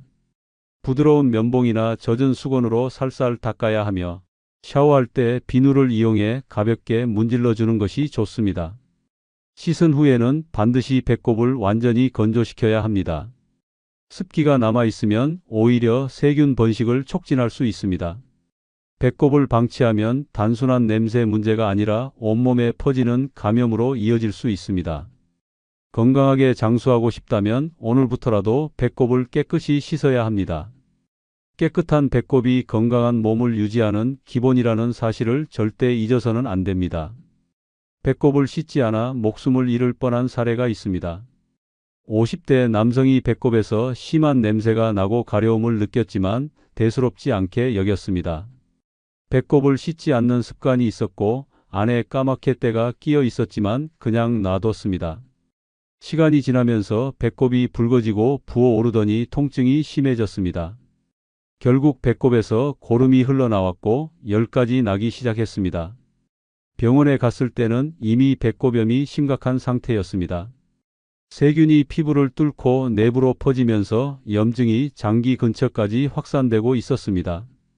의사는 배를 절개해 고름을 배출해야 한다고 했습니다. 만약 더 늦었다면 세균이 혈액을 타고 퍼지면서 복막염이나 폐혈증으로 목숨까지 위험할 뻔했습니다. 치료 후에도 배꼽 주변 피부가 괴사해 일부를 절제해야 했고 흉터가 남았습니다. 배꼽을 씻지 않는 것은 단순한 위생 문제가 아닙니다. 작은 무관심이 심각한 감염과 장기 손상으로 이어질 수 있습니다. 배꼽 관리 하나로 건강을 지킬 수 있다는 사실을 절대 잊어서는 안 됩니다. 5번째로 반드시 씻어야 할 곳은 사타구니입니다. 사타구니를 제대로 관리하지 않으면 극심한 악취는 물론 심각한 피부병과 감염까지 유발할 수 있습니다. 특히 나이가 들수록 면역력이 약해지면서 사타구니의 세균이 몸 전체로 퍼질 위험이 높아집니다. 이곳을 방치하면 단순한 불편함이 아니라 생명을 위협하는 질환으로 이어질 수 있습니다. 사타구니는 신체에서 가장 습하고 따뜻한 부위 중 하나입니다. 걸을 때마다 마찰이 생기고 땀이 차면서 세균과 곰팡이가 번식하기 좋은 환경이 됩니다. 씻지 않으면 피부가 붉게 변하고 가려움증이 생기며 결국 사타구니, 백선, 즉 무좀으로 악화될 수 있습니다. 사타구니 백선은 한번 걸리면 치료가 어렵고 재발이 흔해 노년층에게 특히 위험한 질환입니다. 사타구니의 악취는 단순한 땀 냄새가 아닙니다. 땀과 피지가 엉겨붙어 박테리아가 번식하면서 강한 악취를 풍깁니다. 특히 노년층은 피지 분비가 불균형해 냄새가 더욱 심해질 수 있습니다. 이 냄새는 아무리 좋은 향수를 뿌려도 해결되지 않으며 근본적인 원인은 오직 깨끗이 씻는 것뿐입니다. 사타구니를 씻지 않으면 염증이 생기고 심한 경우 봉화지겸, 즉 피부 깊숙이 퍼지는 세균 감염으로 발전할 수 있습니다. 봉화지겸은 피부가 붉게 부어오르고 극심한 통증을 유발하며 치료하지 않으면 혈액을 통해 전신으로 퍼지면서 폐혈증으로 목숨까지 위협할 수 있습니다. 단순한 위생 문제로 생각했다가 돌이킬 수 없는 상황이 올 수 있습니다. 사타구니를 씻을 때는 비누나 저자극 세정제를 사용해 부드럽게 닦아야 합니다. 특히 샤워 후에는 반드시 완전히 건조시켜야 합니다. 물기가 남아있으면 곰팡이가 쉽게 번식하면서 피부 질환이 생길 가능성이 높아집니다. 속옷도 청결이 중요합니다. 땀이 잘 흡수되는 면 소재 속옷을 입고 매일 갈아입는 것이 필수입니다. 사타구니 위생을 소홀히 하면 단순한 불편함을 넘어 심각한 감염과 건강 문제로 이어질 수 있습니다. 90세까지 건강하게 살고 싶다면 사타구니를 철저히 씻고 관리해야 합니다. 깨끗한 사타구니가 건강한 삶의 기본이라는 사실을 절대 잊어서는 안 됩니다. 사타구니를 제대로 씻지 않아 생명을 위협받은 사례가 있습니다. 68세 남성이 사타구니 주변이 가렵고 붉어졌지만 단순한 땀띠라고 생각하고 방치했습니다. 시간이 지나면서 피부가 벗겨지고 진물이 나기 시작했지만 연고만 바르고 대수롭지 않게 넘겼습니다. 그러나 어느 날 사타구니가 심하게 부어오르고 극심한 통증이 찾아왔습니다. 병원에 갔을 때는 이미 봉화지겸이 진행된 상태였습니다. 세균 감염이 피부 깊숙이 퍼지면서 사타구니뿐만 아니라 허벅지까지 부어올랐습니다. 의사는 즉시 항생제 치료를 시작했지만 감염이 빠르게 진행되면서 폐혈증 위험까지 커졌습니다. 결국 병원에서 한 달 넘게 입원 치료를 받아야 했고 피부 괴사가 심한 부분은 절제 수술까지 받아야 했습니다. 사타구니를 씻지 않고 방치한 대가는 처참했습니다. 단순한 가려움증을 무시한 결과 생명을 위협하는 감염으로 이어졌습니다. 사타구니 위생이야말로 건강을 지키는 가장 기본적인 습관이라는 사실을 절대 잊어서는 안 됩니다. 6번째로 반드시 씻어야 할 곳은 손톱 밑입니다. 손톱 밑을 제대로 관리하지 않으면 보이지 않는 세균이 온몸을 공격할 수 있습니다. 손은 하루 종일 다양한 물건을 만지면서 엄청난 양의 세균과 바이러스를 접촉합니다. 특히 손톱 밑에는 대장균, 황색 포도상구균, 곰팡이균 등 온갖 병원균이 숨어 있습니다. 제대로 씻지 않으면 식중독, 장염, 피부 감염까지 유발할 수 있습니다. 손톱 밑이 더러우면 단순한 위생 문제가 아니라 면역 체계까지 위협받을 수 있습니다. 손을 씻지 않은 채 눈을 비비거나 코를 만지면 세균이 몸속으로 침투하면서 각종 감염병을 유발합니다. 감기나 독감뿐만 아니라 심한 경우 폐렴이나 폐혈증으로 발전할 위험도 있습니다. 특히 노년층은 면역력이 약해 손톱 밑에 세균이 치명적인 결과를 초래할 수 있습니다. 손톱 밑을 씻지 않으면 손톱 무좀, 즉 조갑진균증이 발생할 확률도 높아집니다. 손톱이 두꺼워지고 누렇게 변하며 심한 경우 손톱이 들뜨면서 떨어질 수도 있습니다. 손톱 무좀은 치료가 어려울 뿐만 아니라 발톱까지 번질 위험이 있어 더욱 철저한 관리가 필요합니다. 손톱 밑 위생을 철저히 지키려면 손을 씻을 때 손톱 밑까지 꼼꼼히 닦아야 합니다. 비누를 사용해 손톱 밑을 문지르며 세균을 제거해야 하며 손톱을 짧게 유지하는 것이 가장 효과적인 예방법입니다. 손톱을 자를 때는 너무 짧게 자르면 감염 위험이 높아지므로 적당한 길이를 유지해야 합니다. 손톱 밑을 씻지 않는 것은 보이지 않는 적을 몸속에 들이는 것과 같습니다. 작은 무관심이 심각한 감염으로 이어질 수 있다는 사실을 절대 잊어서는 안 됩니다. 90세까지 건강하게 살고 싶다면 손톱 밑을 깨끗이 씻는 습관을 들여야 합니다. 손톱 밑을 씻지 않아 끔찍한 감염을 겪은 사례가 있습니다. 72세 남성이 손톱이 누렇게 변하고 두꺼워졌지만 대수롭지 않게 넘겼습니다.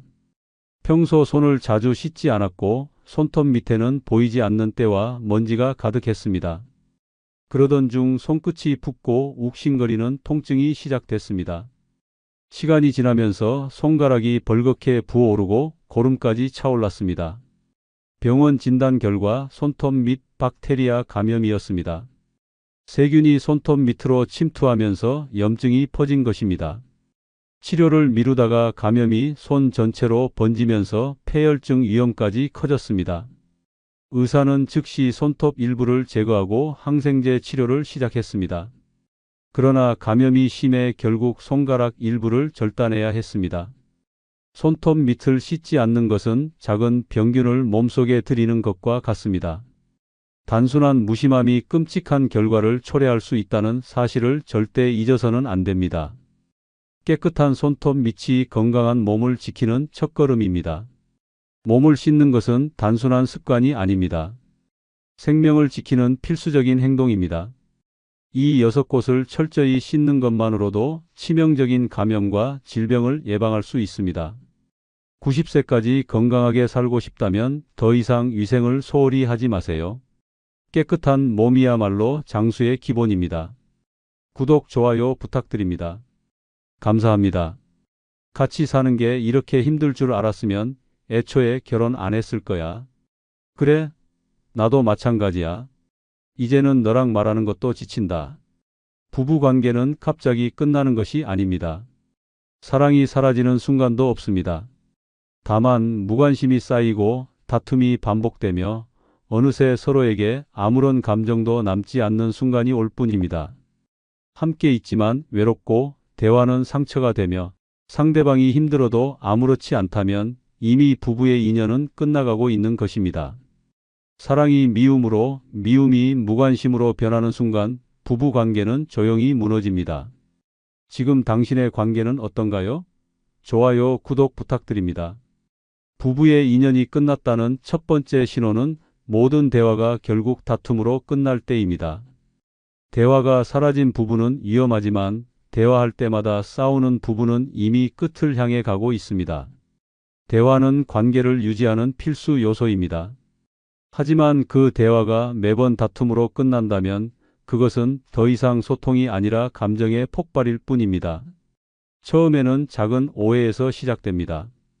하지만 시간이 지나면서 쌓인 감정들이 폭발하며 사소한 말 한마디에도 불꽃이 튑니다. 왜 이렇게 늦었어? 라는 말이 너는 원래 이기적인 사람이야로 변하고 오늘 힘들었어 라는 말조차 나만 힘든 게 아니야 라는 날카로운 대답으로 돌아옵니다. 대화는 점점 짧아지고 감정을 상하게 하는 말들만 남습니다. 부부 관계가 무너질 때 가장 먼저 나타나는 변화는 바로 대화의 방식입니다. 서로 이해하려는 태도보다 상대방을 공격하려는 태도가 앞서면 더 이상 소통은 불가능합니다. 상대의 말이 귀에 들어오지도 않고 무슨 말을 해도 결국 언성이 높아지며 감정 싸움으로 번집니다. 처음에는 화해라도 했지만 이제는 그조차 귀찮아집니다. 상대방을 이해하려는 노력 자체를 포기한 것입니다. 더 심각한 것은 이런 싸움이 반복될수록 상대방과 대화하고 싶지 않다는 감정이 강해진다는 점입니다. 대화의 끝이 항상 상처뿐이라면 어느 순간부터는 서로 말하는 것을 피하게 됩니다. 그리고 결국 대화할 일이 줄어들면서 부부 사이의 정서적 거리도 멀어집니다. 대화가 다툼으로 끝나는 이유는 단순히 성격 차이 때문이 아닙니다. 이미 상대방에 대한 존중과 애정이 약해졌기 때문입니다. 사랑이 남아있다면 이해하려는 마음이 있지만 감정이 식으면 작은 불만도 큰 싸움으로 번집니다. 결국 부부 사이에 남은 것은 말싸움뿐이고 그 싸움마저도 지칠 때가 되면 완전히 침묵이 찾아옵니다. 이런 관계를 방치하면 결국 두 사람 사이에 회복할 수 없는 벽이 생깁니다. 처음에는 싸우더라도 화해할 여지가 있었지만 이제는 그마저도 사라지고 감정의 골만 깊어집니다. 결국에는 싸움조차 하지 않는 관계가 되고 서로에게 관심도 기대도 없는 상태로 변하게 됩니다. 이쯤 되면 부부로서의 인연은 사실상 끝난 것이나 다름없습니다. 모든 대화가 싸움으로 끝난다면 단순한 성격 차이로 넘겨서는 안 됩니다. 이는 부부 관계가 위태로운 상태에 놓였다는 강력한 경고입니다. 서로의 말을 듣기보다 상처 주는 것이 익숙해진다면 지금이 마지막 기회일 수도 있습니다. 더 늦기 전에 관계를 회복하려는 노력이 필요합니다. 대화의 끝이 다툼이 아니라 이해와 배려로 마무리될 수 있도록 노력해야 합니다. 부부의 마지막 인연을 붙잡을 수 있는 시간은 생각보다 많지 않습니다. 38년 차 부부가 있었습니다. 함께한 시간이 길었지만 언제부터인가 모든 대화가 싸움으로 끝났습니다. 사소한 일에도 감정이 격해졌고 대화가 시작되면 결국 서로를 비난하는 말로 이어졌습니다. 당신은 예전부터 그랬어. 당신도 다를 게 없잖아. 말 한마디가 쌓여 폭발했고 화해하려는 노력조차 사라졌습니다. 어느 날 남편이 아내에게 조용히 말했습니다. 우리 이렇게 싸우면서까지 함께 살아야 할까? 순간 아내는 아무런 감정도 들지 않았습니다. 싸우는 것이 일상이 되었고 상대를 이해하려는 마음도 희미해졌습니다. 몇 주 후 남편은 별다른 말 없이 이혼 서류를 내밀었습니다. 아내는 잠시 망설였지만 결국 서명했습니다. 38년 동안 함께했지만 대화가 상처가 되고 다툼이 일상이 된 순간 그들의 인연은 더 이상 이어질 수 없었습니다. 부부의 끝은 큰 사건이 아니라 사소한 말다툼이 반복될 때 이미 시작되고 있었습니다. 부부의 인연이 끝났다는 두 번째 신호는 배우자가 힘들어도 위로하고 싶은 마음이 안 들 때입니다. 배우자가 힘들어도 위로하고 싶은 마음이 들지 않는다면 부부의 인연은 이미 멀어지고 있다는 신호입니다. 사랑하는 사람의 고통에 마음이 움직이지 않는다면 더 이상 감정적인 연결이 남아있지 않다는 뜻입니다. 처음에는 작은 무관심에서 시작됩니다. 배우자가 지쳐 보이거나 속상해해도 그냥 그러려니 하고 넘어가게 됩니다. 점점 상대의 감정보다 자신의 감정이 더 중요해지고 위로해야 한다는 생각조차 들지 않습니다. 과거에는 배우자가 힘들어하면 가장 먼저 걱정했고 무슨 일이든 함께 해결하려고 했습니다. 하지만 지금은 어떻습니까? 배우자가 한숨을 쉬어도 피곤한 얼굴로 앉아 있어도 아무런 감정이 들지 않는다면 부부 관계가 차갑게 식었다는 신호입니다. 심지어 상대가 아파도 나도 힘들어라며 무관심하게 넘어간다면 관계의 균열은 이미 깊어지고 있습니다. 부부 사이의 가장 기본적인 감정은 공감입니다. 하지만 그 공감이 사라지는 순간 부부는 단순한 동거인이 될 뿐입니다. 상대가 힘들어하는 모습을 봐도 귀찮거나 짜증이 난다면 이제는 감정보다 의무로만 함께하고 있는 것입니다. 처음에는 작은 거리감이었지만 시간이 지나면 서로에게서 완전히 멀어지게 됩니다. 더 무서운 것은 이런 무관심이 지속되면 상대방도 결국 포기하게 된다는 점입니다. 위로받지 못한 배우자는 점점 혼자 있는 것이 더 편해지고 함께 있어도 외롭다고 느끼게 됩니다.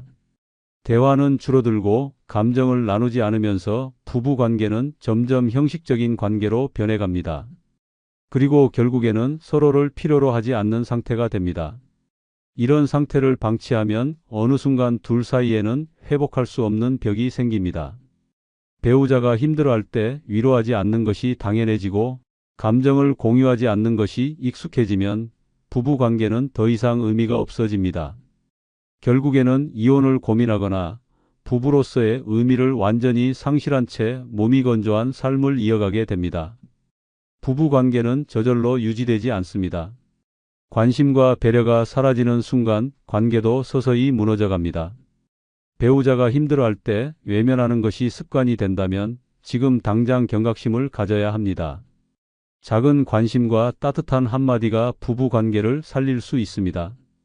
사랑이 남아있다면 배우자의 고통을 그냥 지나칠 수는 없습니다. 더 늦기 전에 다시 손을 내밀어야 합니다.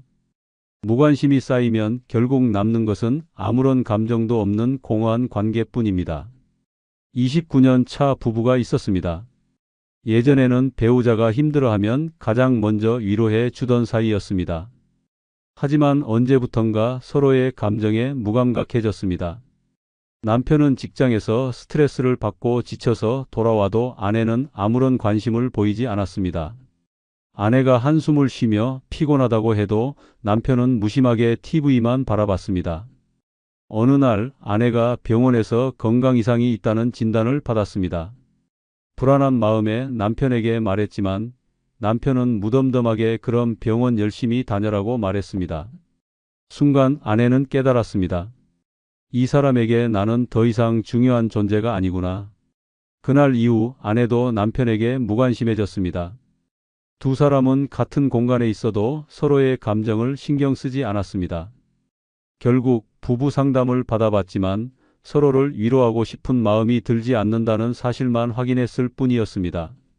29년을 함께했지만 따뜻한 말 한마디 없이 무관심해진 순간 두 사람의 인연도 조용히 끝나버렸습니다. 부부의 인연이 끝났다는 세 번째 신호는 밖에서는 잘 웃다가 배우자 앞에서 무표정이 될 때입니다. 밖에서는 웃고 떠들지만 집에 들어오면 무표정이 된다면 부부의 인연은 이미 멀어지고 있다는 신호입니다. 사람은 좋아하는 사람 앞에서는 자연스럽게 감정을 표현합니다. 하지만 배우자 앞에서 무표정해진다면 그 관계는 감정이 메말라가고 있다는 뜻입니다. 처음에는 피곤해서 혹은 기분이 좋지 않아서라고 생각할 수 있습니다. 하지만 시간이 지나도 배우자 앞에서는 웃음이 나오지 않고 말수도 줄어든다면 더 이상 상대에게 감정을 쓰고 싶지 않다는 의미입니다. 밖에서는 밝고 활기차게 행동하면서도 집에 오면 무표정해진다면 그것은 이 사람과는 감정을 나누고 싶지 않다는 무의식적인 신호일 수 있습니다. 더 심각한 것은 이런 상태가 지속되면 배우자도 이를 느끼게 된다는 점입니다. 처음에는 무슨 일 있어? 라고 물어보지만 무미건조한 대답이 반복되면 더 이상 묻지 않게 됩니다. 그렇게 대화가 줄어들고 감정 표현이 사라지면서 부부 사이는 점점 더 멀어집니다. 결국에는 같은 공간에 있어도 서로를 신경 쓰지 않는 상태가 됩니다. 배우자 앞에서 무표정해지는 이유는 여러 가지가 있습니다. 상대방에 대한 애정이 식었거나 더 이상 함께 있는 것이 편하지 않거나 대화할 필요조차 못 느끼기 때문입니다. 과거에는 함께 있으면 자연스럽게 웃음이 나왔지만 이제는 그 사람이 주는 감동이나 재미가 사라진 것입니다. 이런 상태를 방치하면 부부 관계는 회복이 어려운 지경에 이릅니다. 서로가 무표정한 얼굴로 마주하다 보면 감정의 온도는 더욱 차가워지고 나중에는 최소한의 대화조차 귀찮아집니다. 싸우는 것보다 더 무서운 것은 무관심입니다. 감정을 표현하는 것조차 의미가 없다고 느낀다면 이미 부부의 인연은 끝나가고 있습니다. 배우자 앞에서 무표정해지는 것은 단순한 기분 탓이 아닙니다. 감정을 공유하고 싶지 않다는 깊은 신호일 수 있습니다. 아직 늦지 않았다면 작은 미소라도 먼저 건네야 합니다. 한 사람의 표정 변화가 부부 관계를 되살릴 수도 있습니다. 무표정이 익숙해지는 순간 부부의 관계는 돌이킬 수 없을 만큼 멀어질 수 있습니다. 36년 차 부부가 있었습니다. 남편은 밖에서는 누구보다 유쾌한 사람이었습니다. 친구들과 있을 때는 농담을 던지고 환하게 웃었습니다. 하지만 집에만 들어오면 얼굴이 굳었습니다. 아내가 말을 걸어도 무덤덤했고 식사 시간에도 조용히 밥만 먹었습니다. 처음에는 아내가 피곤해서 그러겠지라고 생각했습니다. 하지만 이 상태는 몇 년째 이어졌습니다. 어느 날 아내는 남편이 회사 동료들과 웃으며 통화하는 것을 들었습니다. 순간 마음이 텅 비는 기분이 들었습니다. 이 사람은 나와 함께 있을 때만 무표정하구나. 그날 이후 아내도 더 이상 남편에게 말을 걸지 않았습니다. 둘은 한 집에 살면서도 서로의 존재를 신경 쓰지 않았습니다. 결국 남편이 먼저 말했습니다. 우리 이렇게 사는 게 맞을까? 그렇게 36년의 결혼 생활이 끝났습니다. 부부의 끝은 싸움이 아니라 서로에게 무표정해지는 순간부터 시작됩니다. 부부의 인연이 끝났다는 네 번째 신호는 서로의 말이 상처가 되는데도 신경 쓰지 않을 때입니다. 부부 관계가 끝나가는 가장 확실한 신호는 서로에게 내뱉는 말이 상처가 되어도 아무렇지 않게 여기는 순간입니다. 말은 관계를 이어주는 다리이지만 독이 된 말은 그 다리를 무너뜨립니다. 처음에는 작은 실수였지만 시간이 지나면서 날카로운 말들이 습관이 됩니다. 당신 때문에 내 인생이 망가졌어. 같이 사는 게 지겹다. 이런 말들이 오가지만 이제는 누구도 상처받지 않습니다. 그저 무덤덤할 뿐입니다. 사랑이 있을 때는 상대의 말 한마디에도 감정이 흔들립니다. 하지만 관계가 끝나갈 때는 비난과 조롱이 오가도 아무런 감정이 들지 않습니다. 상대의 말이 가슴을 찌를 때도 더 이상 아프지 않습니다. 상처받기보다 그냥 그러려니 하고 넘기게 됩니다. 감정이 메말라 더 이상 기대할 것도 실망할 것도 없어진 것입니다. 부부는 싸울 수도 있고 때로는 상처를 줄 수도 있습니다. 하지만 중요한 것은 그 상처를 회복하려는 마음입니다. 진심 어린 사과가 없고 서로를 배려하려는 노력조차 하지 않는다면 이미 부부로서의 관계는 무너지고 있는 것입니다. 더 심각한 것은 이러한 무관심이 결국 완전한 단절로 이어진다는 점입니다. 처음에는 감정적으로 상처받지 않으려 무시하지만 시간이 지나면 대화 자체가 사라집니다. 싸우는 것조차 귀찮아지고 점점 대화의 횟수가 줄어듭니다. 결국 한 집에 살아도 남보다 못한 사이가 되어갑니다. 어느 날 배우자가 비난하는 말을 해도 아무런 감정이 들지 않는다면 부부 관계를 다시 돌아봐야 합니다. 상대방의 말이 더 이상 상처가 되지 않는다면 그것은 상대에게 아무런 기대도 애정도 없다는 뜻입니다. 감정을 공유하지 않는 부부는 단순한 동거인일 뿐 부부라고 할 수 없습니다. 부부 사이에서 가장 위험한 것은 싸움이 아니라 무관심입니다. 서로의 말이 상처가 되어도 신경 쓰지 않는다면 그 관계는 이미 끝을 향해 가고 있습니다. 아직 늦지 않았다면 서로의 말에 다시 귀를 기울여야 합니다.